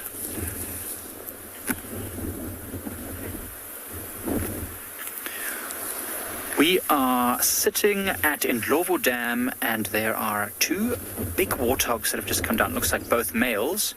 And we're watching them very carefully because there was a lioness sitting on the dam wall right behind them a few moments ago. She's moved behind the dam wall. We haven't seen her for a little while now, but the warthogs came racing around the dam wall. Maybe they'd smelt her. I don't think they'd have seen her, because if they'd have seen her, I think they would have run off. But I think they smelt her. They looked very uncomfortable. Now they're drinking very carefully. But we're going to wait here because we're hoping that maybe this lioness will come back as the sun starts to go down. Hi, I'm Nick, and you're joining us here at Ecotraining's Pride Lands Conservancy, and behind the camera is Odie. And yeah, it's very exciting at the moment. With this wind, all of a sudden this lioness came out. There was a lot of action, then she drank a little bit, and then she ran off. So we're just hoping that she comes back again. It'll be super cool if she does. Especially with these warthogs now here, who look like they're going to be finishing their drink soon. I was having all these daydreams about the lioness's head just popping up behind those roots, watching this warthog and then dashing over. So I don't know what lioness it was. We know that there's a lioness that we've nicknamed Lagatha, who hangs around this area. We haven't seen her for a few weeks, and I didn't get a good glimpse of this lioness, but she was certainly alone. There was no other lions that we saw. Look at this warthog. It's very blustery and very windy. So it's not a great opportunity for the warthogs to smell the lion. The wind is going directly from the warthogs to the wall. So the lion would smell it. Not smell the lion, but look how they're running, hey? They're definitely not comfortable. They're not happy. Gosh. Must be terrifying to be a herbivore. At any moment, a predator could come along and eat you. Imagine if we as humans had to worry about being eaten by something bigger and stronger than us all the time. How crazy would that be?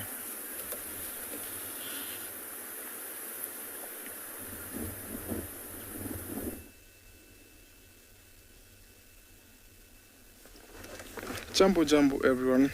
After a search and lucky find of the Tsavo cat and the kitten, now because they went back to their den, we've come across this bunch of zebras munching on their way heading down south. So remember, my name is Timothy Leperes. Behind the camera is Big James, coming to you live from the African bush in Masai Mara of Kenya. So these zebras here, seems like there's lots of stallions. And sometimes stallions will hang around by themselves. I've seen a couple of times where the stallions will defend their females from other stallions.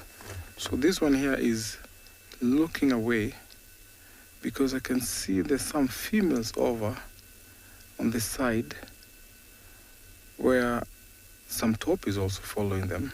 So I think these are the last ones to be around this area, since some of the herds from the river have walked away heading further south. So these zebras sometimes accompany themselves with the wildebeest and the taupes in the Great Migration. So it's not a surprise that we find them here, since there's no wildebeest at the moment. Wow, look at the sun and the very beautiful color of the African savanna.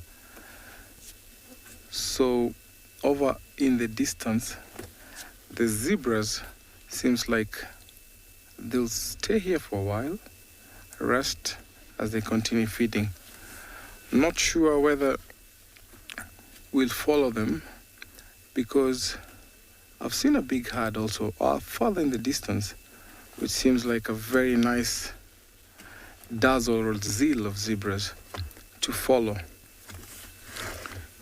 I can see James is doing a good job panning around and zooming in. All seem healthy. Sometimes people say that most zebras, especially the females, look pregnant. I would say it's not being pregnant. One of the reasons being their hind gut fermenters, meaning that these are not ruminants. So most of the time you find their stomachs are bloated.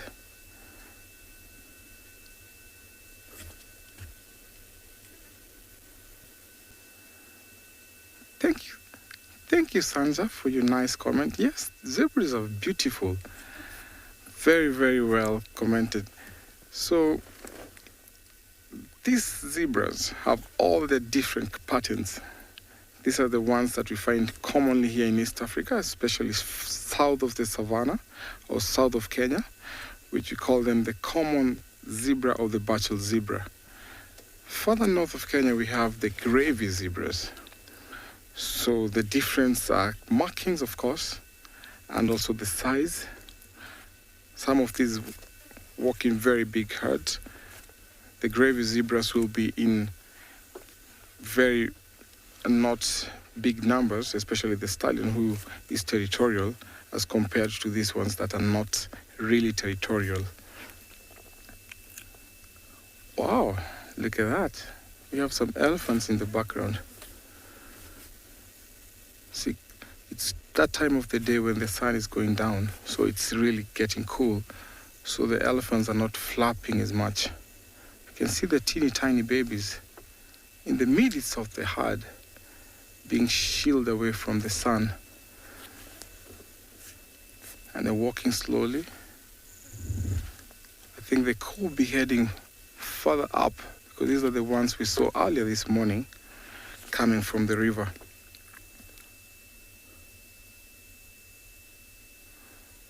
So the elephants will be walking slowly further to a very good resting ground where they'll spend the night because they have the young one there.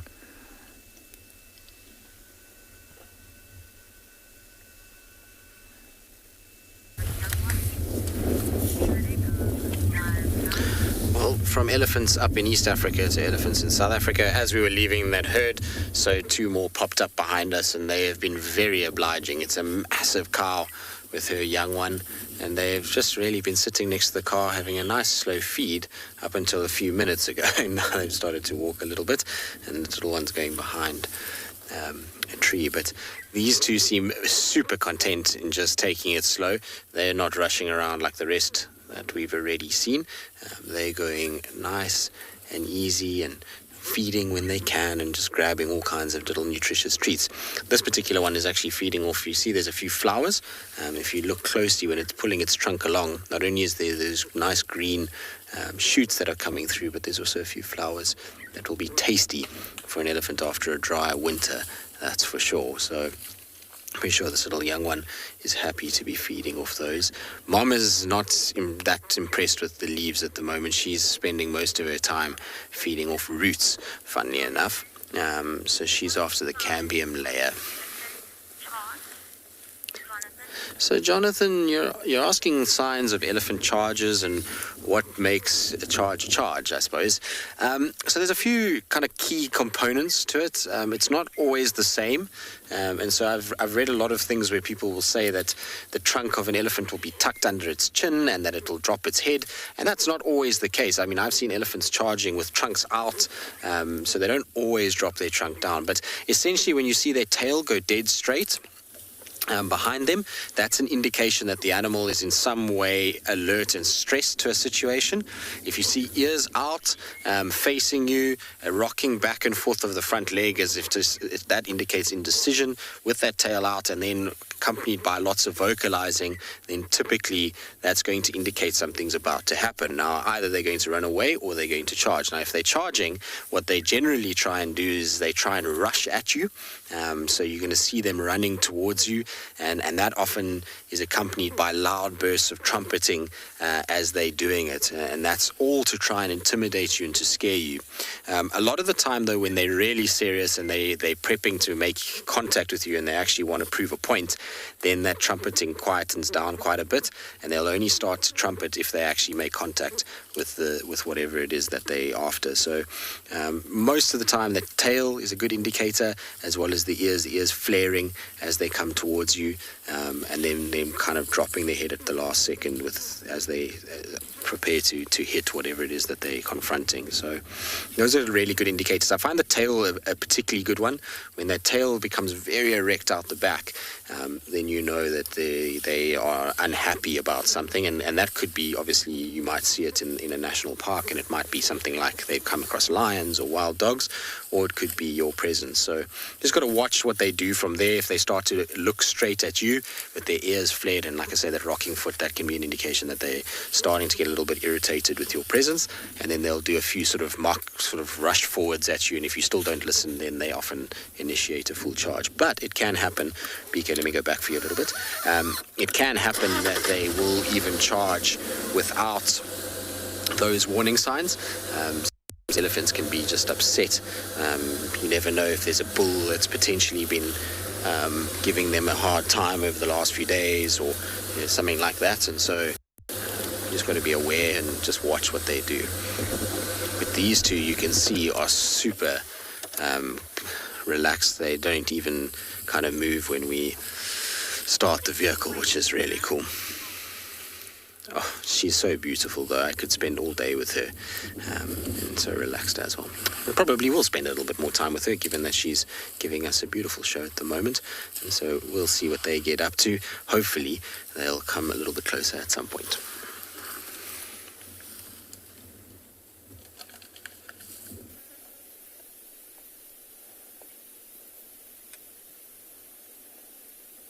Wow.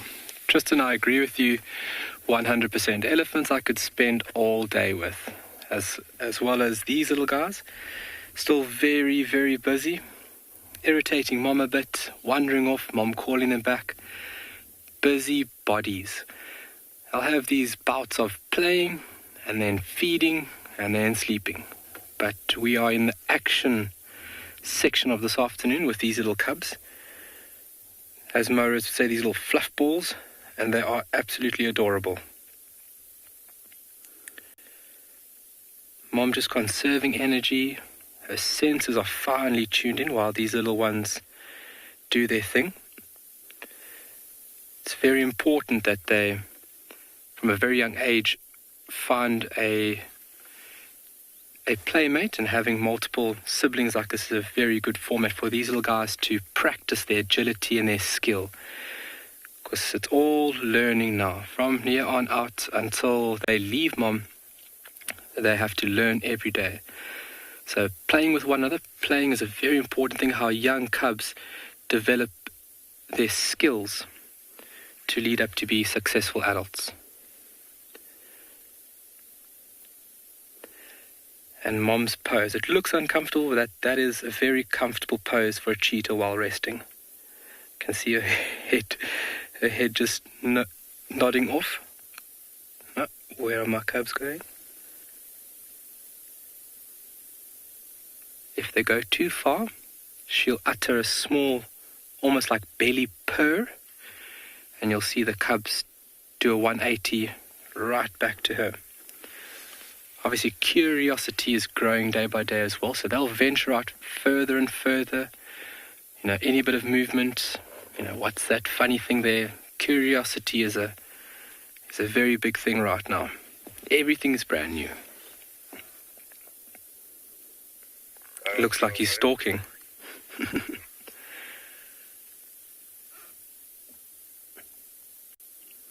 And you can see what an amazing... Oh, there she gives the call.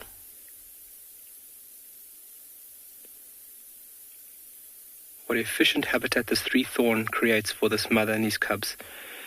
Where there's shade for her, and then obviously these little cubs are hidden in amongst this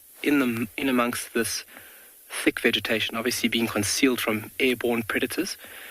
If you have a big raptor will pick up one of these little cubs quick. So while they're playing, she has to ensure their safety every day.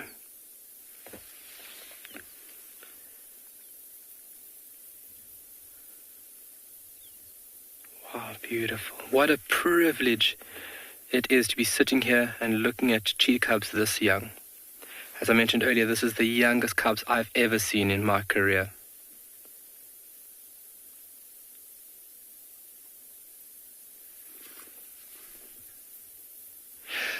See, next question there. What prey species are here at Tswalu for cheetah? So, in general, cheetah go for small to medium-sized prey items.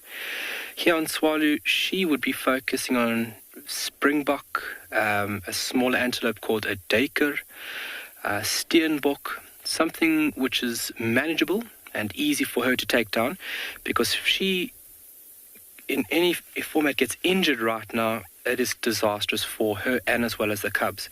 So here she'll be focused on springbok, duiker, and as well as steenbok. She'll even catch little things like hares if the opportunity presents itself.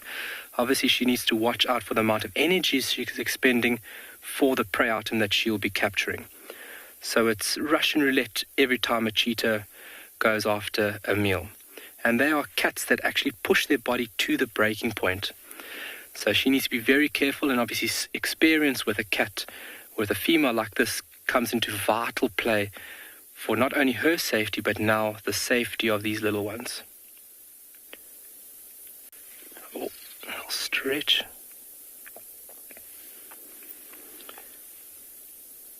You can see just constantly keeping tabs on where those little cubs are.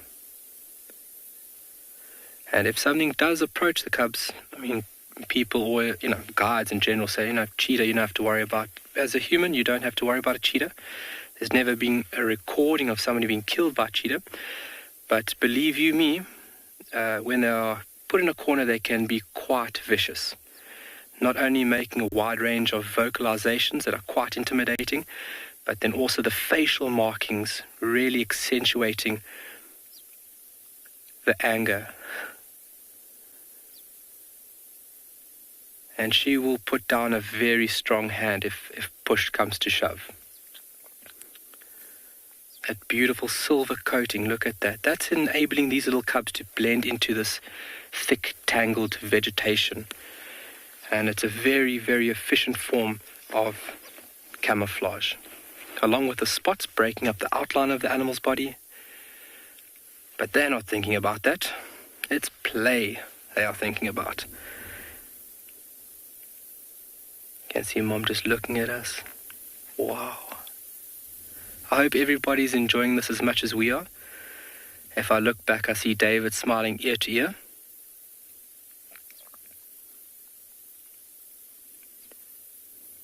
Beautiful. And you can see those black tear lines presented on these little cubs' faces, as well as Mom's. Obviously a defining factor or feature between that of cheetah and leopard, those beautiful tear lines.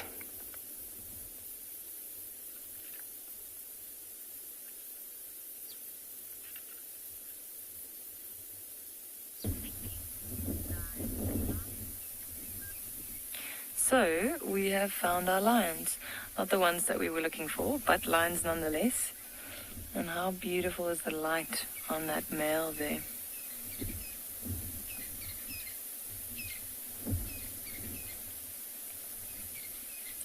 So, coming down the road, we spotted them from a distance. The male just had his head up. And as we parked next to him, he fell asleep again.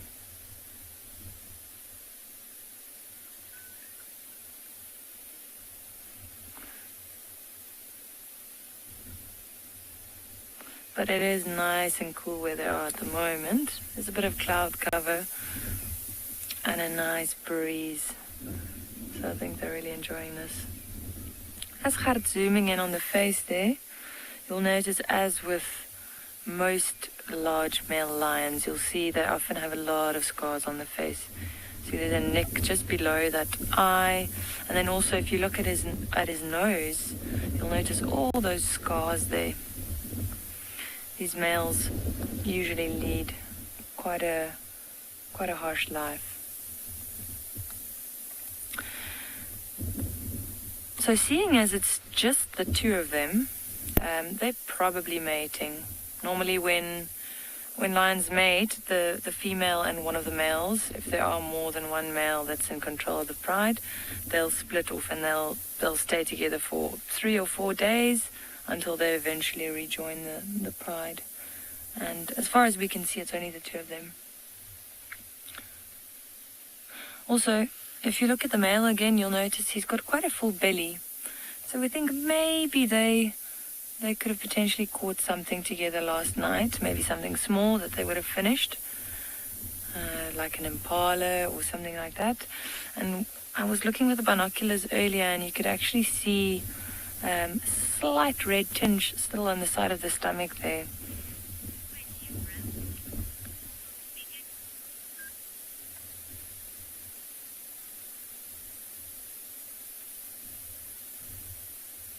Juma sikio moja iko floppy na alikuwa amenyoroshwa basi. Huku ndio lipigiwa. Sipandi hii. Kwa sababu ndio lipeleka uchokozi.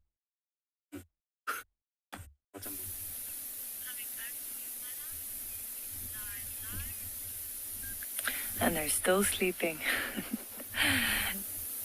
Yeah, it is nice and cool. So hopefully soon they'll start moving. But as I just mentioned, they've got full bellies, so there's nothing that's rushing them at this stage. It's nice to see the male and the female next to each other like that, and a nice big mane on this male as well. And that's obviously one of the big differences, how you can distinguish the difference between the male and the female. And that mane, when he fights with other male lions, it will act as cushioning, protecting the head. And then also it makes him look a lot bigger. So it also helps him intimidate other lions. How beautiful is the black at the bottom there, if you start looking at the mane.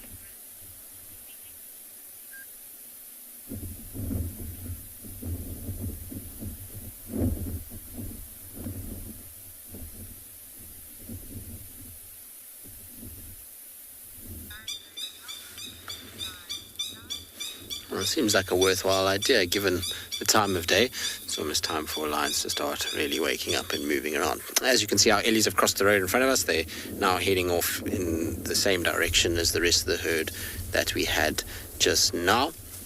They crossed exactly where these ones are walking at the moment, but they seem to be kind of just sniffing and trying to figure out exactly where they went. It's been quite interesting watching their trunks on the ground, just sort of touching and feeling their way as they've gone, and they've sort of figured out roughly the direction, because at first they were going to cross quite far from where the rest of the herd was, and then they sort of slowly moved along, found the right track, and then off they've gone now in that direction.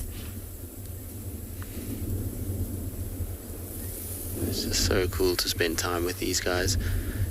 It's an animal that, until you spend a lot of time in person with it, sometimes people don't quite get why you'd want to spend a lot of time with them. Obviously, they're big animals and they just typically look like they're feeding, but there's so many things about elephants that are fascinating to watch, particularly when you spend a lot of time with them. There's so many social interactions, behavioral things that happen.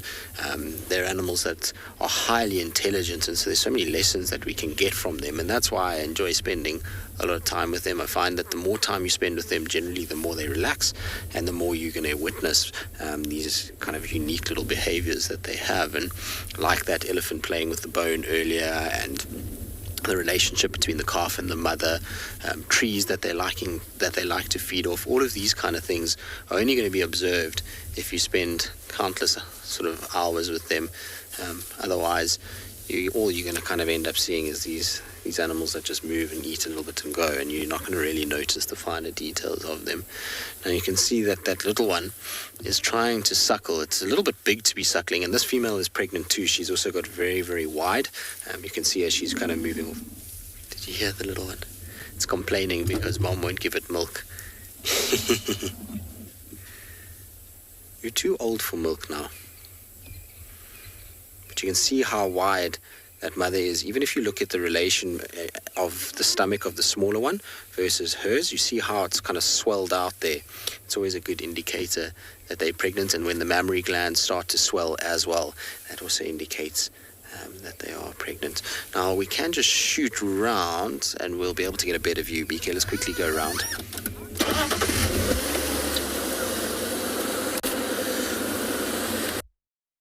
No, fine with the Mara elephants is that the tusks, are, particularly on the females, are a lot bigger than our females here, and that's probably due to the nature of the food that they're eating. In the Mara, it's a lot more grass diet than here. Here they're using their tusks a lot for vegetation and breaking of branches, whereas obviously in the Mara it's more grass. Now it sounds like we've got a little technical difficulty, so we're going to just turn off and hope that it goes away, and hopefully these ellies will come a little bit closer where there's better signal.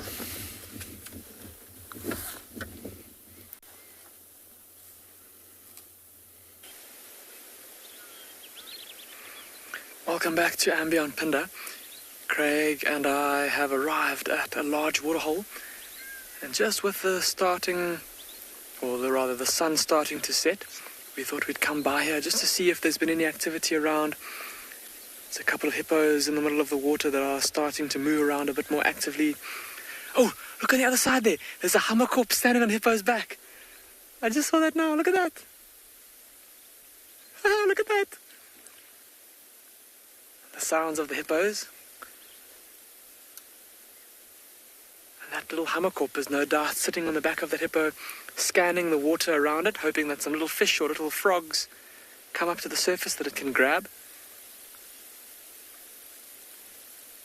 It's often quite comical watching these little hammerkorps as they sit on the back of a hippo, especially if the hippo starts to move. And if the hippo's back is just a little bit below the surface of the water, it looks like the hammerkorp is just kind of sailing across the surface without moving its legs. But just imagine for that hammerkorp, as that hippo sits there, obviously with that big body, there might be bits of dead skin coming off the hippo, little ticks that little fish might come to feed on. It's a big animal, so if it's lying still, it almost creates some structure in the water. And fish and frogs and tadpoles, not so much tadpoles at this time of year, but all kinds of little aquatic creatures will congregate around structure for safety, and so that hammerkop will be keeping a lookout for any signs of potential prey from the back of that hippo. A little earlier there was quite a big group of zebra that came down to drink. They have since moved off. And also just looking through my binoculars, just to the left of where that hammerkop is, on the back of that hippo, there is an enormous crocodile that's lying up on the bank there, with its rear end facing towards us. Now, there's of course that hippo for size reference. I know it is very far away, but that is a very, very, very big crocodile. Let's come out of the water, no doubt to warm up a little bit before the sun sets.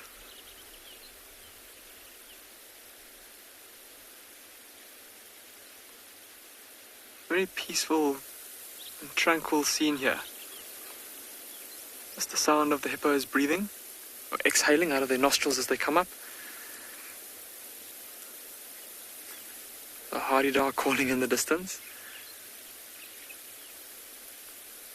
You might be able to hear also kind of a jumbled warble of a whistling song coming from the thickets to our left, coming from a little olive green bird called a somber greenbull.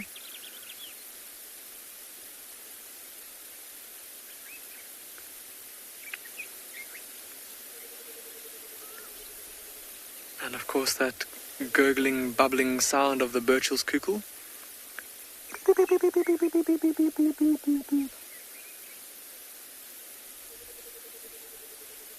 There it is again. I'm still watching that hammerkop very intently.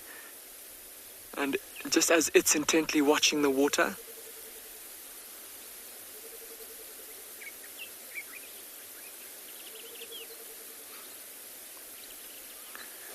and just to the left of it and a bit further up the bank or on the shoreline,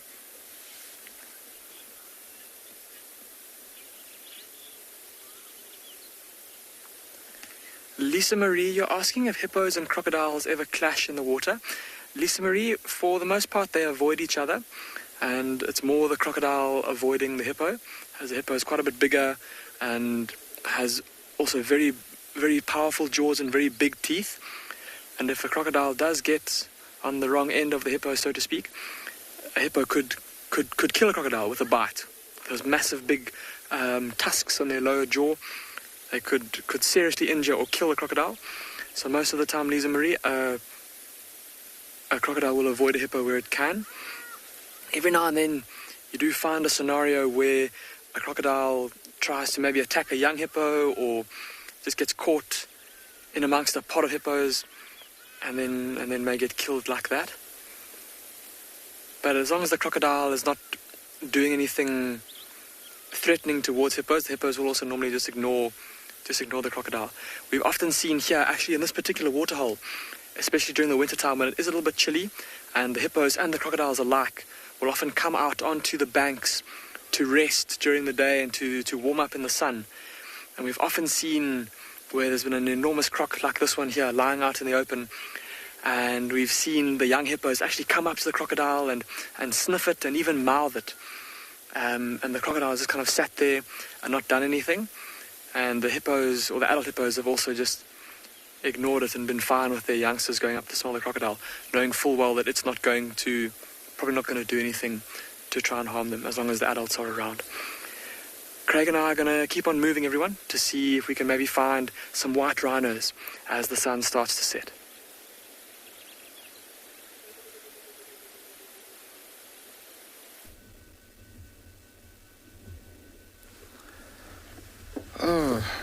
Ladies and gentlemen, welcome back. We have very fluffy looking antelopes here. These ones are called the waterbucks. So here in the Mara, or in Kenya, we have two species of this kind of antelopes. We have the common waterbucks and the Difasa waterbuck. As one is facing the opposite direction, you can see that they have a white bum. So signifying these ones are called the Diffasa waterbucks. You can see amongst them there's young rams and of course older rams. So one ram, which is the dominant ram, will tolerate the youngsters, especially if they are in the territory or within the herd. Females of these antelopes don't have horns. Very fluffy fur and beautiful marking around the ears. So we've been watching them drinking in the marsh here, but now they're walking into the forest cover. I think they want to take refuge for the night. So the ones to the right, those are the younger rams, and it seems like the one in the middle walking around is the big ram, of course the dominant ram, who is the alpha or the king of this herd. So these antelopes will cover very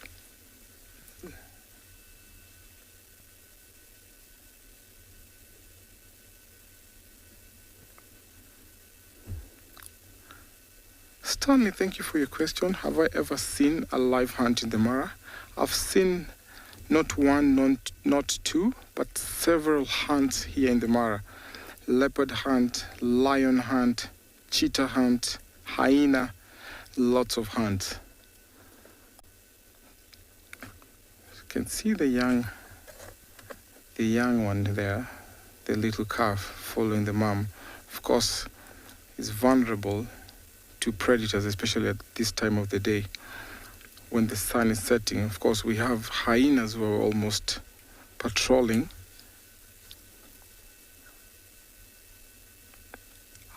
Impalas right there, and so we call this a mixed herd, where you find impalas and other antelopes, especially now that we have the waterbucks,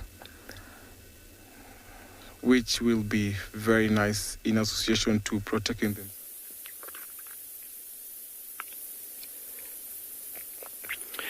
To all the parents out there, I bet you now, somewhere along the lines with your kids, you would have been going through this specific point, where you just want to snooze and the kids just want to play.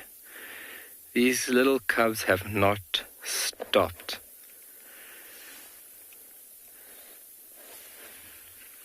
And as David gets a little bit closer there, you can see how defined Mom's spots are in comparison to, oh my word, in comparison to the little cubs. Wow. Biting the ear. This is absolutely magical.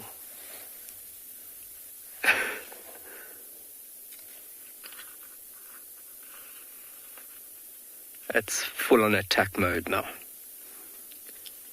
Mom, wake up. Mom, wake up.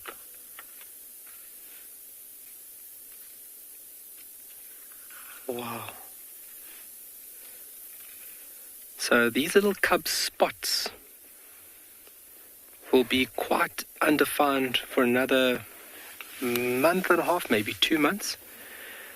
And quite amazingly, when this mother gave birth to these little cubs, they would have been quite dark. And that mantle, that silver mantle that you're seeing there in picture, wouldn't have been present at birth. They would have been dark, quite uniform in color. And then in about 14 days, roughly give or take, this mantle or silver grey mantle of hair, it's usually between about 5 and 8 centimeters, would have started to emerge. And that would be present roughly to about 2 to 3 months.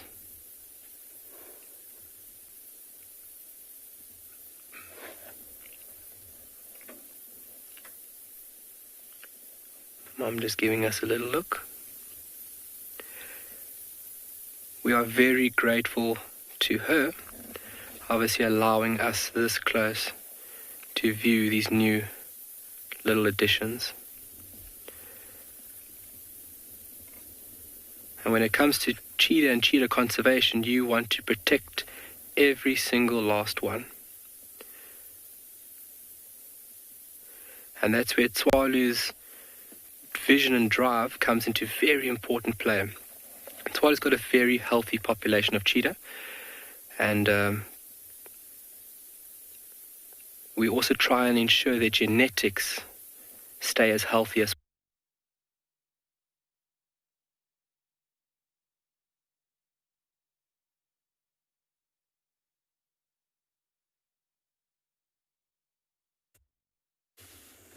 Sorry, ladies and gentlemen, once in a while we get through challenges, especially when we are broadcasting all the way from the African wilderness. I've sat with my lions up to now, and if you look carefully there, we've been trying to identify this male for the last 1 hour, and we are very much convicted this could be Blondie. Look at his mane carefully. And the coalition of males in this particular area, we used to have the triangle males, or the triangle boys.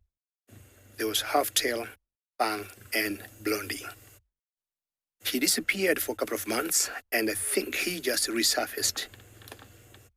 Looking carefully on his face, he had some big beating, and we think he went across the river to the Mara, to the main Mara, or the Greater Mara. And currently, there is an altercation between him and one of the females. We have also found out the prey they're devouring now is a buffalo and a young buffalo.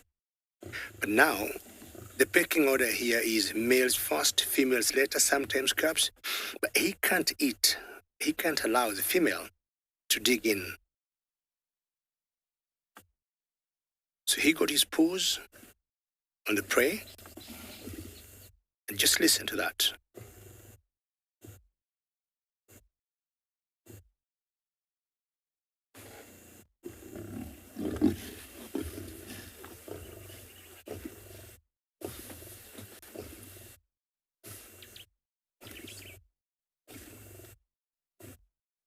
This is the lion kingdom, but to the left, or to his right rather, there's another female that's very sneaky, and she is feeding when these two are having that disagreement.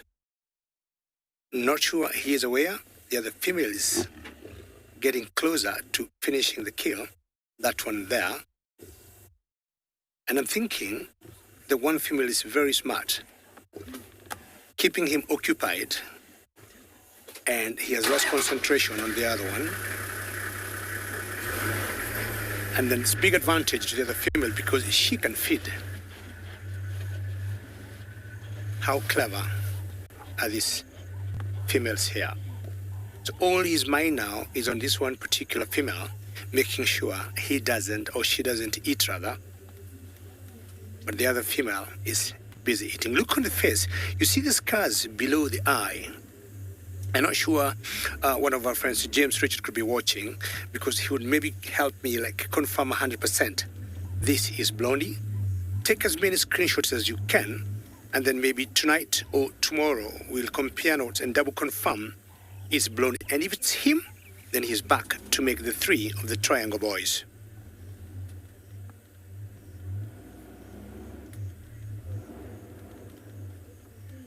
Robin, lions will have different ages, but in general, Robin, anything 14, 15 years is the normal lifespan of the lions. Apparently, the females will have an extra 1 or 2 years, living slightly bit longer than the males. So what he did, Robin, if you look at this male here, when he crossed to the other side of the Greater Mara and he crossed the river, he tried to join a new coalition, and this is exactly the result of trying to venture into a coalition where he was not welcome. I think he thought, east or west, home is best, and he came back to the Mara Triangle side. And I'm now thinking twice whether actually he is the father of these 4 cubs here, because they do not seem to be getting along very well. We are to find out exactly who fathered these 4 cubs here. So one female, or the other 2 females, flat as usual. And the cubs are in that small little thicket there. If you look carefully, you'll see the 4 cubs. It's one of them. And I think as soon as the male roared and growled towards the females, what calves did, they just took off very quickly and stayed there. One of them came very quietly behind the male and was feeding, and I'm guessing it could be this one, but not wanting to take chances, they're keeping a safe distance.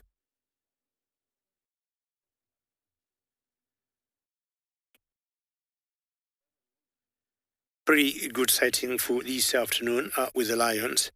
And I still got some hopes of finding my friend Jasiri, the baby elephant that had a bad foot.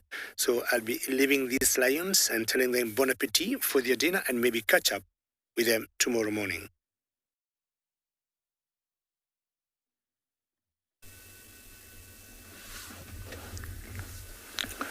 So, ladies and gentlemen, welcome back. We have the river horse over here. I think it's that time of the day that he wakes. He has woken up to go and find some dinner. Of course, hippos will rest in the water during the day and then come out in the evening to graze. Very good lighting, and I think he looks like he might be walking into the bushes right now. Look at the scars and the markings on his back. Seems like he had a fight not long ago, because you can tell by looking at the markings on the back from the tusks, I think, from other bulls when they were fighting.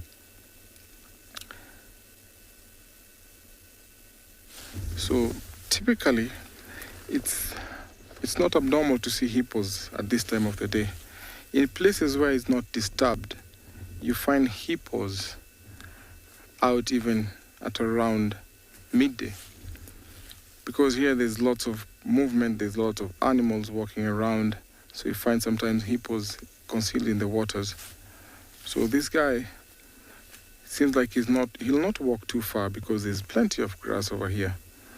But hippos are known to walk over 45 kilometers to find some good grazing land. In most of the time, you find that when it's dry, hippos like this, with the markings like this, you find them to be solitary, meaning that maybe he might be ousted out from his territorial area by another bull. This one seems like he's walking our way. You can see the pink markings on his body. They reckon that the pink is a fluid that comes from them or secreting from the skin, which is called the hyposudoric acid, which really helps them during the day when the sun is scorching hot. Very nice and walking slowly. Seems like he might be limping a little bit, not quite sure. But in the kind of movement he's walking, seems like, or maybe he's too heavy. Yeah, bulls like this can be dangerous, especially when encountered on foot. He's slowly walking, and I think he might be limping. His hind right leg could be has an injury. Off he goes back behind the termite mound. Sure, James is doing a good job panning around to see what he's up to. So hippos walk while grazing sometimes. They use their lips to grasp the grass to feed. And the kind of movement they walk, especially when you get closer to a river, you'll find that there is a path leading to and from the water. And sometimes in the African society, you find that we use the hippo trails to walk to the river because they form a path, a very big, wide path for us to walk to the river. I remember when I was growing up, at this time of the day, my mom will be hurriedly walking back from the river because it was time for the hippos to come out.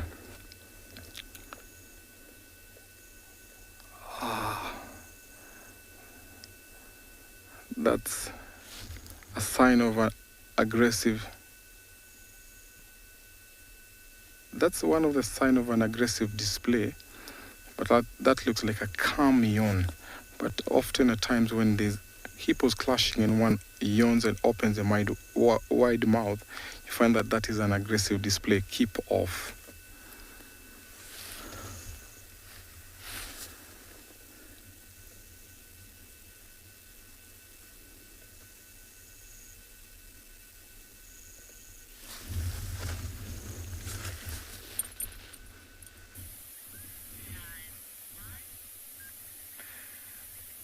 So, not much has changed since you were last with us.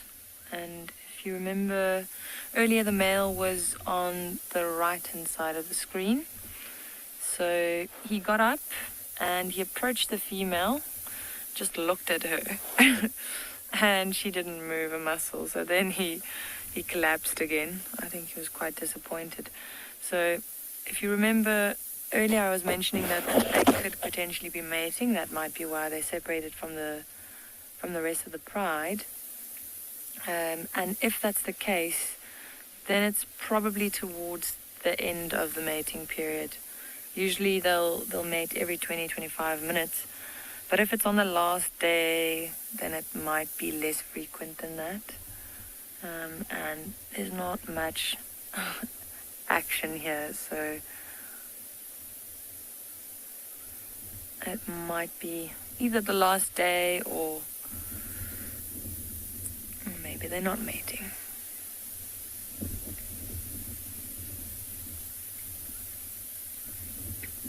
He did seem quite keen, but she didn't get up. She didn't even look at him.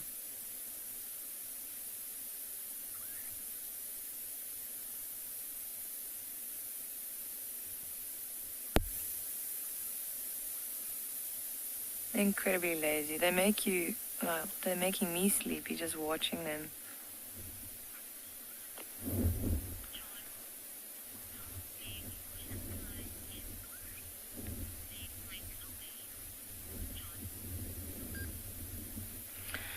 John, the most lions I've seen on Ngala was 28 lions together, and that was actually the two Birmingham prides that came together once they'd separated already. But then we found them, the one day we found them in the riverbed, and they had caught two buffaloes, and we watched them feed together, and then they split off again.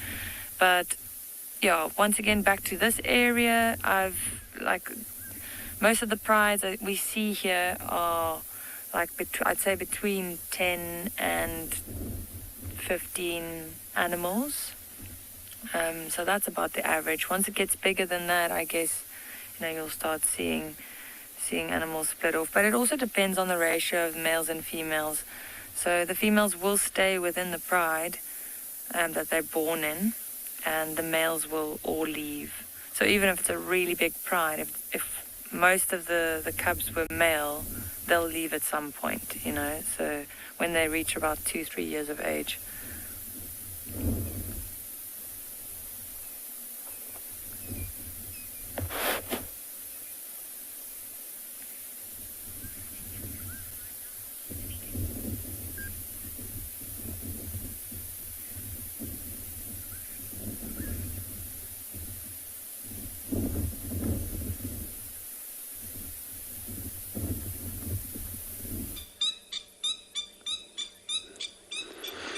Beautiful, wild animals always decide. So sleeping cats, it's one of those things.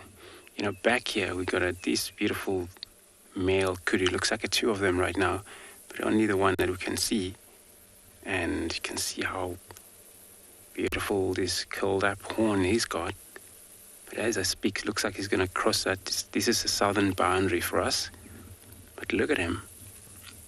So this is a type of antelope that you mainly They mainly, like to be in the thicket, just because they mainly browse it. They can eat grass, not a problem, but they prefer eating from trees, just like giraffe does. But then it's, male and female, only the difference, this male's got a horn, but otherwise the same color, and in terms of a height slightly, but then this one has got, very thicker neck, and they build for that thicker neck. The reason is because the male, they fight for a dominant, and they're not territorial. Of course, not like a waterbuck and the rest of the antelopes. These are not territorial. So you find a whole maybe 7-10 males together, and then just like also giraffe do. But then they respect each other. Whoever, it's got to be a leader, it's got to be a dominant, who have a privilege.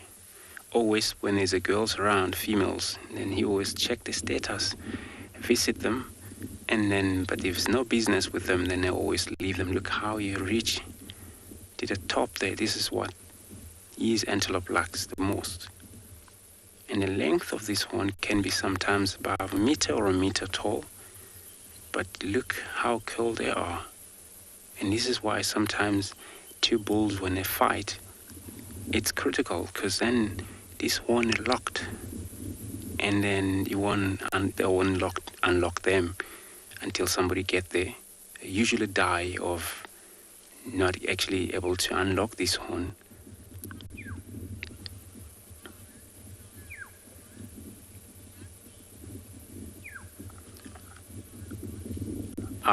more.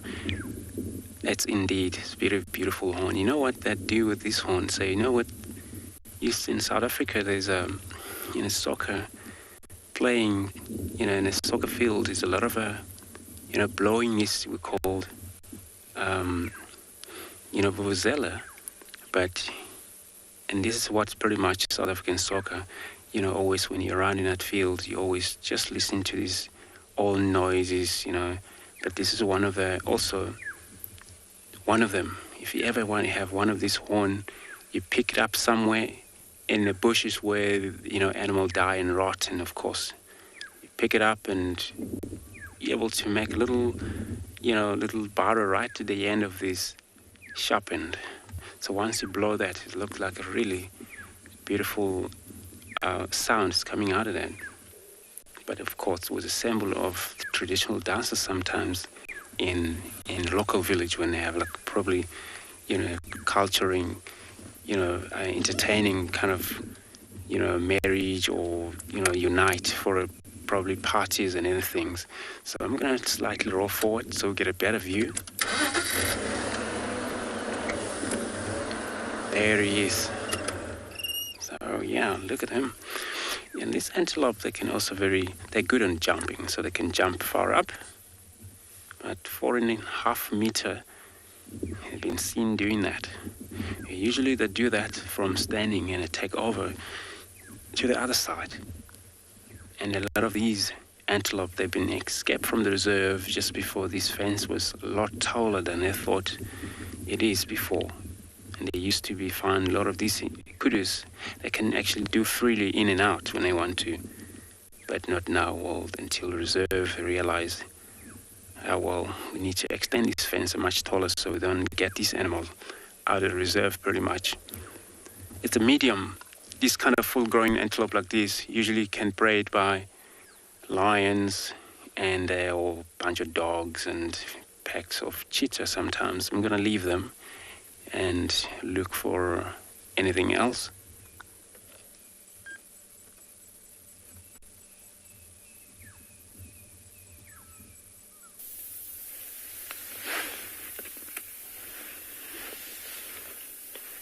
All right.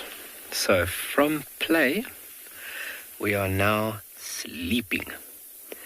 Obviously expended all the energy and they now require a little bit more. And Mom is right there. How nice of her. Thanks to all the mothers, all the ones that are hardworking like this one over here. We salute you. And she's enjoying it, snoozing back towards the sun Obviously, all senses still finely tuned into the environment. But those cubbies are busy having a little drink, and they will remain like that for the next 20 or 30 minutes. Hopefully we have another little spell of activity. You can just see the one's head there being illuminated. So while we're sitting here busy viewing this beautiful cat, anybody have an idea of how many spots a cheetah would have? I want to hear some comments. Hashtag Wild Earth. So while we're waiting up here, we're just going to let her do her thing. And when activity becomes a little more, let's say, heightened than it is right now, we'll be sure to show you guys. But I'm sure for the next 20 or so minutes, this is what she'll be doing.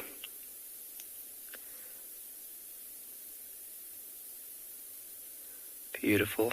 Around us now, we're also starting to hear a lot of activity from quite a remarkable reptile, a gecko.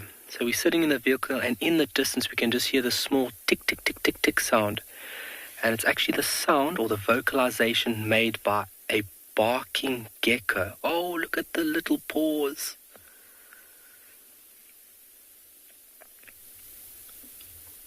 Wow. But yeah, they are just tucked away there, unfortunately. And if I move the vehicle, I don't want to disturb them. Obviously, this is a very sensitive area, and, respect should be kept to the highest degree if we want to ensure that this sighting continues. Tswalu has a very, very strict rule to ensure the safety of animals and as well as guests, and that is respect. Make sure that you respect the animal's space, like everything, and over time, this is where we can have sightings like this. Breathing nice and slowly. Her resting heart rate would be between 90 and 100 beats right now. That's just resting, and that'll be kicked up tenfold if she had to give chase to something. They double it up to about 200 beats a minute.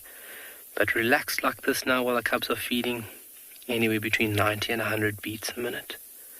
You can see the beautiful spot pattern there on her cheek, and all the hair in her ear. That's a really remarkable adaptation, the hair found within the ear. And that's to eliminate the disturbance that wind will create down the ear canal itself. So the hairs in the ear opening, the hairs actually break up and display the wind so that it's not creating a disturbance for her when she's out and about.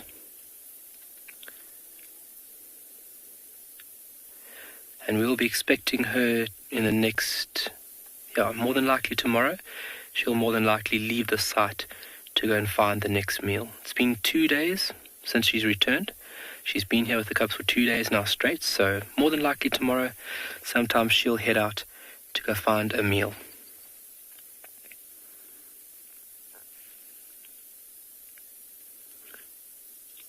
Beautiful.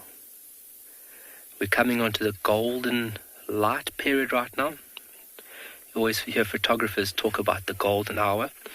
It's really the golden 10 or 15 minutes, but that light is just sublime right now. The beautiful Kalahari sand there being illuminated, tops of her ears and her back, just beautiful.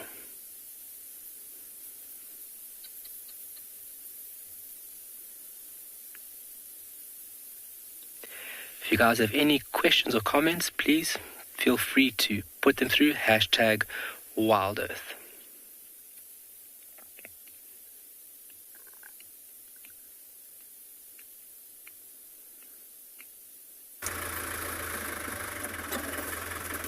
Well, ladies and gentlemen, what I want to show you now, we are getting to that hour of showing you our beautiful sunset from the Mara Triangle. And we've been trying to catch it come on nicely, but I think very slowly, maybe the next 5 or 6 days or so, we'll be heading to the equinox. And that's why the sun, to me, I would say, is a bit dismal. It's not the very sunset I've always known or liked to see from the Masai Mara. I'm sure you know Our sunrises and sunsets in Africa are always stunning, outstanding. Still, we got that sunset for you, and that tells you the direction you're looking at is my western horizon.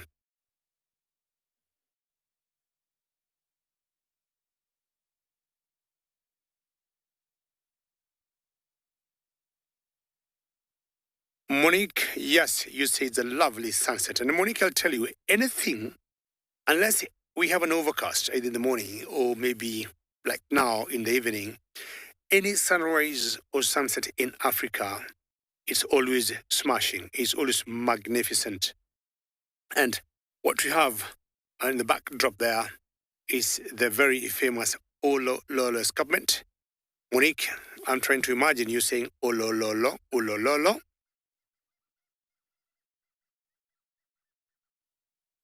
And those are francolins.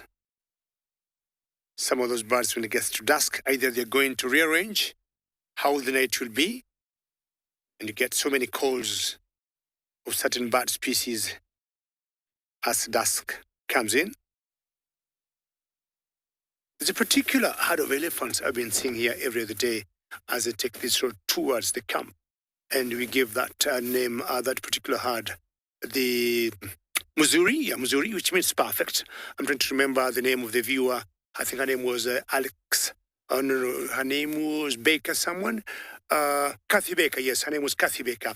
And that's the herd I want to find out if I am going to see it as I move towards this northwest direction.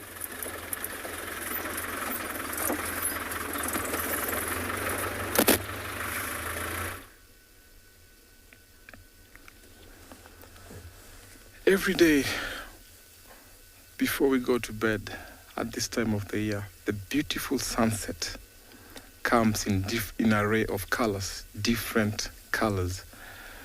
So as some people might call it, the sundown, which appears to be the sunset.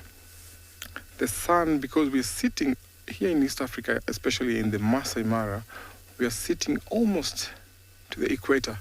And this time of the year, September, so almost heading to the equinox, which happens 23rd or 22nd of September, we find that the sun will set to due west, as opposed to northern hemisphere and the southern hemisphere, which sometimes the sun sets to the northwest of wherever region in the northern or southern hemisphere.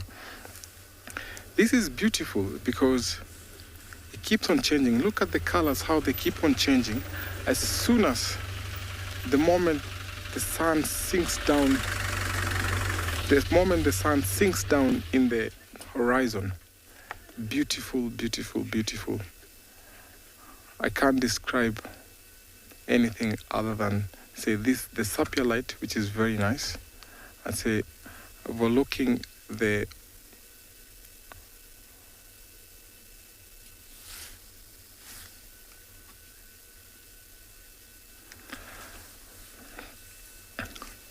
Travers, good question. The Mara is about 1510 square kilometers. And where we're sitting here in the Mara Triangle is about 540 square kilometers. So all the Mara combined, because we have the Mara River bisecting the Mara Reserve and the Mara Triangle, which is the Mara Conservancy where we are. So the entire Mara is 1510 square kilometers.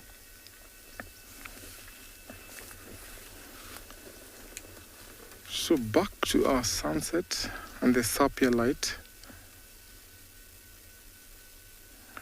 Back to our sunset and the sapphire light.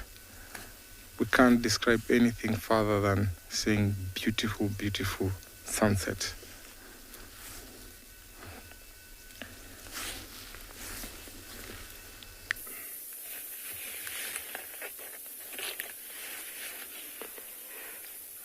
We are getting so lucky today. Myself and David really thought that these little ones would have gone down after that little meal, but the cats are out the bag. They are very active after that little feed. And very curious. Wow! Mom is just there for everything, eh?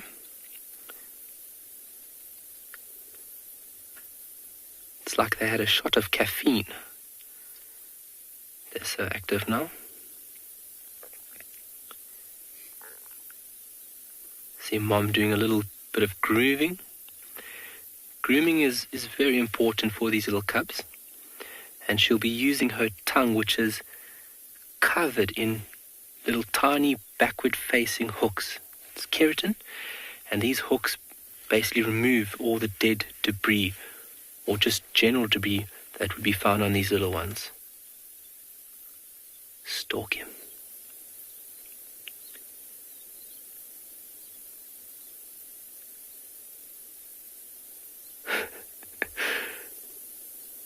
Can still see a little bit wobbly on their feet. Obviously muscles are developing and strengthening day by day.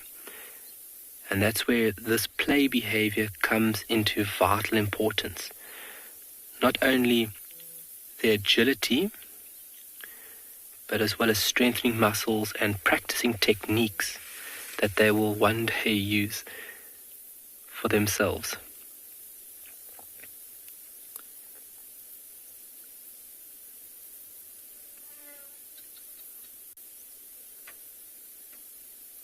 Wow.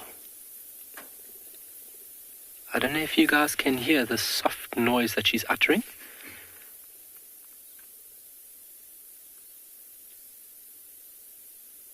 She was just calling the other cub in.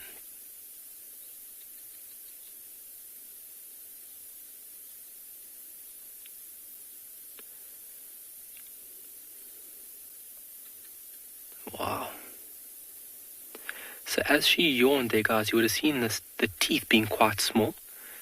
And that's why cheetah go after small to medium-sized prey items, is because their dental structure is quite small and they can't tackle larger prey.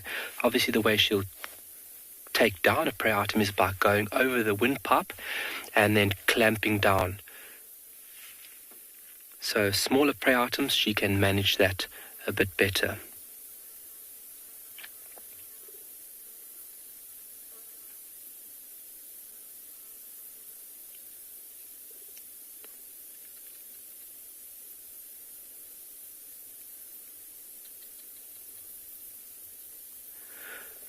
Wow, I just heard a little something there from a Megan. Megan says about 2,000. Yes, so every cheetah has its own unique coat, and then the spots would vary as well. So around about 2,000 is the estimated mark on how many spots a cheetah would have on its body. And it's quite incredible to think about that amount. If you're looking in the picture now, I mean, 2,000 is a lot. But yes, on average, between 2,000 and 3,000. Great. Thank you very much for that, Megan.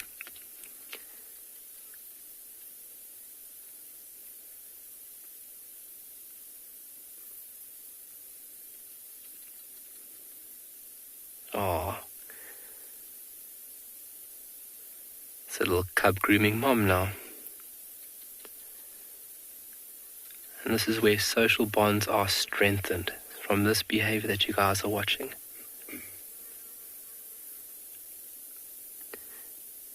The eyesight's also getting better and better as we go on, day to day.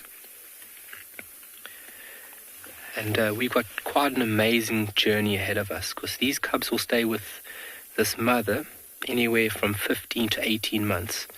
15 months, around about there, they really start adopting the hunting technique, or practicing hunting, sorry.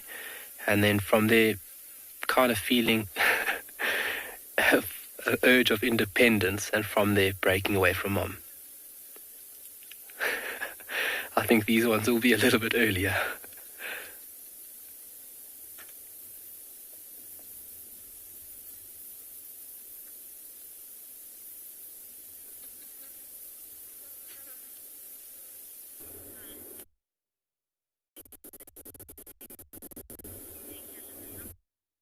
Found something absolutely incredible.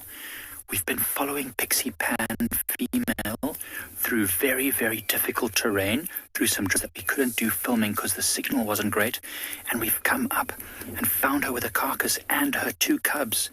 Amazing, I can't believe it. I'm so excited. And then she's got food for them. We can't move the camera, unfortunately. Any movement seems to set off our signals, so I'll just explain what's happening here. There are a number of hyenas at the base of this tree, and when the youngsters were very excited about her, they almost knocked up the tree, and the hyenas started trying to climb the tree to get to it. It was very close to them. Then the mother managed to drag the carcass back up. In this area somewhere that we saw early, and I know what happens often in these areas.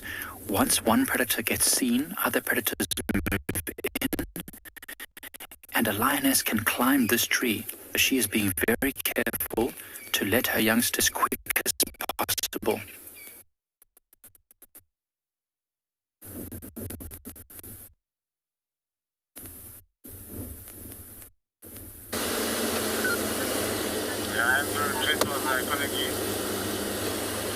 Right, well, that's exciting. Lucky for Mike, hopefully we'll get a good sighting there of the female and the 2 cubs. I wonder if it's Pixie Pan and those cubs there. Oh, hello, kudu. It's the first animal we've seen in a while. So there's a kudu that's busy moving across the road. I suspect that there will be more of them that are going to come and cross the road pretty shortly. We haven't had much luck in the shape of Kalamba. We also just checked quickly on the southern side because there was a report of Shadulu being just south of the boundary, and I thought maybe she'd come over, and I didn't find anything. But that's not to say that she isn't going to come up at some point. We did find tracks for 2 females crossing at the same point, but I suspect one would have been Sibui from yesterday. It was very close to where we found her eventually yesterday, so I suspect that's her, but I don't know who the second female is walking kind of side by side there. Maybe there was another female that crossed in later or a few days before that. There's a couple going to come across the road now, because they're going to be easier to see. It's amazing in this dingy kind of overcast light at this time of the afternoon how these kudu just disappear when they get behind a thicket. It's amazing coloration that they've got. They completely blend in, those sort of grey, sort of neutral tones that they have. As soon as they get behind the sort of dry vegetation, it becomes really difficult to see them. And you can see in that picture there also why the white lines are important. You get these dark and kind of white or light gaps between the darkness, and once it goes behind, it's the perfect camouflage to be able to stay away from predators. And then that mixed with those big ears means that they can be a tricky animal to hunt, unless of course you're a cheetah in Pinda, which means that you're fairly successful in finding these guys. Here comes another one now.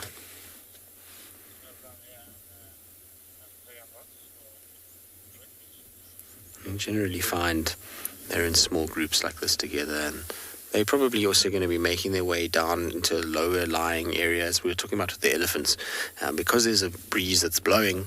Being in the higher sort of crest areas means that you're more exposed to that breeze, so they're all kind of heading down the slope into a little bit more of a thicker section where it will be a little easier to hear what's going on and be out of that wind. Most of the animals that are heavily reliant on hearing don't particularly enjoy wind, so things like elephant, buffalo, kudu, nyala,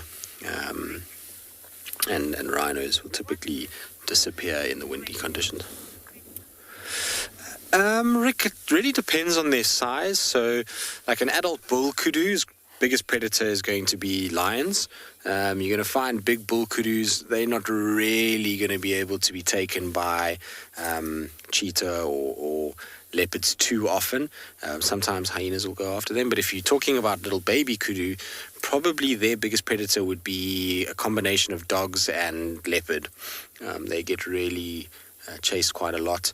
In this particular section, I would imagine that if you transferred this towards Pinda or East Africa, where you get kudu, you get lesser kudu in Savo up there, those animals will face a different set of circumstances. So Pinda particularly would be probably more cheetah, given that there's a much lower density of hyena and leopard.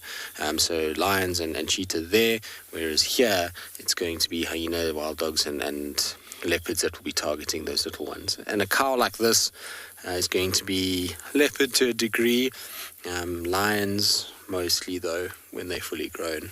You do find leopards grabbing them every now and then. In fact, we know of quite a few different leopards in this area, and Tundi's one of them that's managed to kill fully grown female kudu. So pretty crazy how strong a leopard can be. Incredible how they disappear though. You can just see the tail and the ears moving every now and then. All right, BK, I think we will leave them there, given that they're just disappearing on us. Hopefully Kalama is going to pop out, or Shaduru, one of the two of them, at some point. It's that time of the day where you would expect one of those leopards to be moving around, and the way that Kalama was calling, I'm hoping that she'll start calling fairly shortly, somewhere up ahead.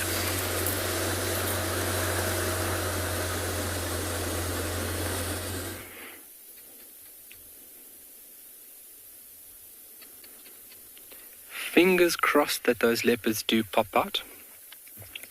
We've still got very high activity here with these little ones. Mom has also become a little more alert now. You can see her eyes and as well as her ears fairly focused. And the activity from these little cubs, I don't think is going to stop. Absolutely spectacular.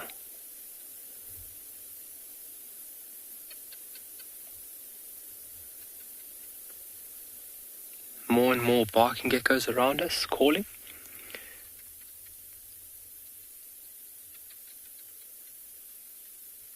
But coming to nightfall, she will then obviously find a spot, tuck these little cubs up, and call it a night. Obviously, they don't move around under the cover of darkness. They don't have the ability to see under the cover of darkness. Some cheetah do hunt under full moon. But having little ones like this, she will stay anchored down with them tonight.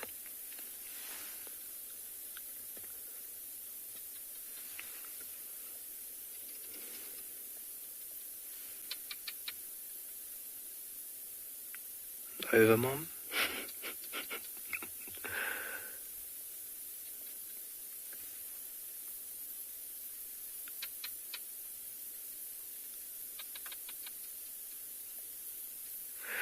Cameron, how long will the mother leave the cubs for at a time? When she goes hunting, it'll be a few hours. A day. There's also, I've read as well along the lines, pushing it at 2. But a couple hours within a day, she'll leave the cubs, go off hunting, get her requirements, and she'll make her way back to these little cubs. So having a spot where she stashes them, and then a couple hours returning to nurse and as well as clean them.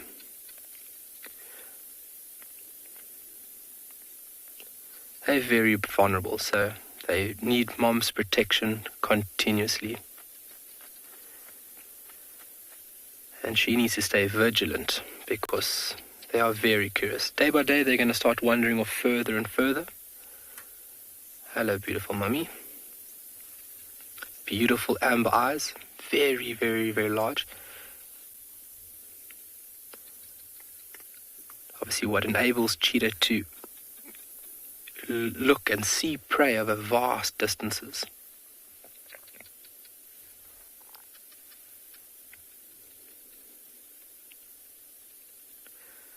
Beautiful. The sun is not too far from the horizon. It's been absolutely fantastic. What a jam-packed day it has been. And I mean, look at that.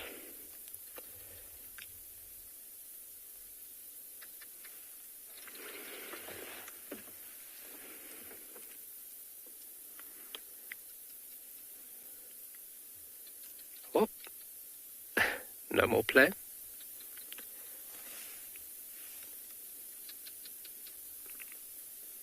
Downward facing cat. Typical pose when a cheetah gets up and moves, is give it a little stretch, just like she's done now. And you can see the play is all stopped from these three little cubs. It looks like she actually might move off with them now.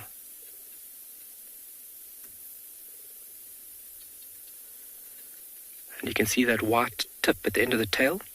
Brilliant visual cue for these little cubs to follow through the thick vegetation.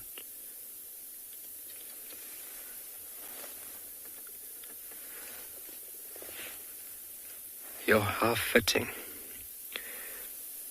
So she'll find a spot. A little bit of sunbathing. Obviously just absorbing that last little bit of heat before the cold night sets in. Waddle, waddle, waddle. Wow. Okay, and there we go. Beautiful.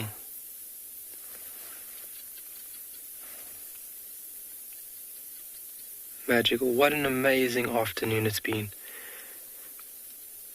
Perseverance has paid off.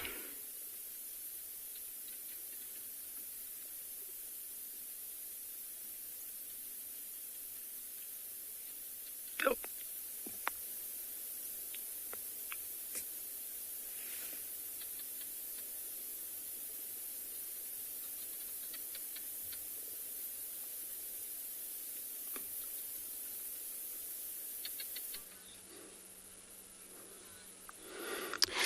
Beautiful. How's that cheetah with a baby, you know? It's probably this is the time where they're going to go look for safety. And now we come back to this very waterhole, Kalahari Dam, and find this, looks like a single hippo's in there. Not sure what's happening, because it was only one when we got there that I can see, but now I cannot tell you what's happening there. Kind of like backside is displaying. She tells me probably a business, but what business would be? Cannot tell you. Just gonna wait here for a little while just to see what is happening. Usually hippo, they are nocturnal.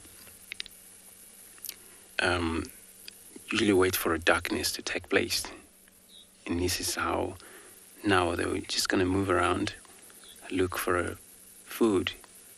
You know, the male really, you know, they also aim too much, or they will focus on patrol on their boundary territorial, and they're making sure that every time they return to the very same waterhole, sometimes male return and then some of the girls separate far or don't come back to this very waterhole, and then they'll probably meet up again, and the next evening they get mobile.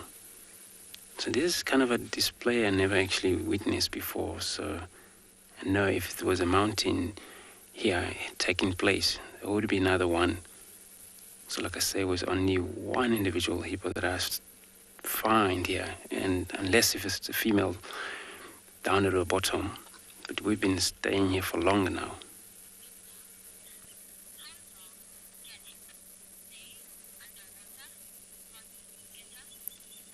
Gita, if I understand the name correctly, how long can a hippo stay underwater?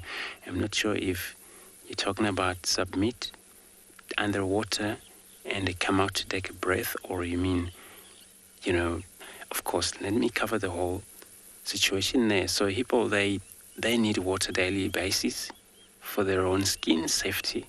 Of course, they cannot survive for longer when they stay out in the heat without water. But they can also submit underwater for about 6 minutes, at least 6.5 minutes.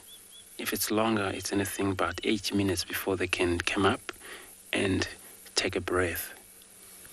But, it's a big animal, as you can see. And you would think that, a lot of time when we're growing up, we're told, hippo doesn't breathe until we in this position of understanding the animal and their behavior. So, they that's how they do. And of course, if it's cooler or drizzling during the day, they may come out and forage, graze out of the water, and they come back to the water again if it's necessary. But water situation is for safety. So this is what now it counts for them. So special that they have to have water, and that water can actually wet that their skin stays softer, and then until they carry on mobile at night. During the night is no sunlight. They don't lost a lot of moisture out of their body, where they don't have more moisture at all. but they have a kind of like a little gland on their skin which provide a little bit of wetness. But that wetness come out, they may run out of it if they don't return to the water, daily basis or early in the morning. For example, I've seen hippos suffer for probably 7 days. That hippo was pretty bad crack on her back because of a heat that take place. This was during a drought. And it was nobody wanted to witness anything like that. So it does happen. Animals in the wild, they come across their own situations where they either run out of the food or run out of the water or run out of their hibernations. So this is how they come out, and they make sure they look for their own survival. So this particular bull, he will immediately maybe come out, and then when they come out, he will be able to catch up with the rest of the other team. Remember, they feed grass, they eat grasses, and they prefer short grasses, feed around the mound, and then, so they make sure they get enough food, and the next time they come back, which is usually 4 o'clock in the morning, 3 o'clock, oh, look at this. He's like, I don't have a girl. So, for everyone, this has been a very good afternoon, and just want to thank everyone for being part of the show, and we're just going to hope tomorrow is going to bring much better, and we're going to have the same game drive. So I just want to say goodbye for everyone out there where you are. Thank you very much from the team Wild Earth. Bye-bye.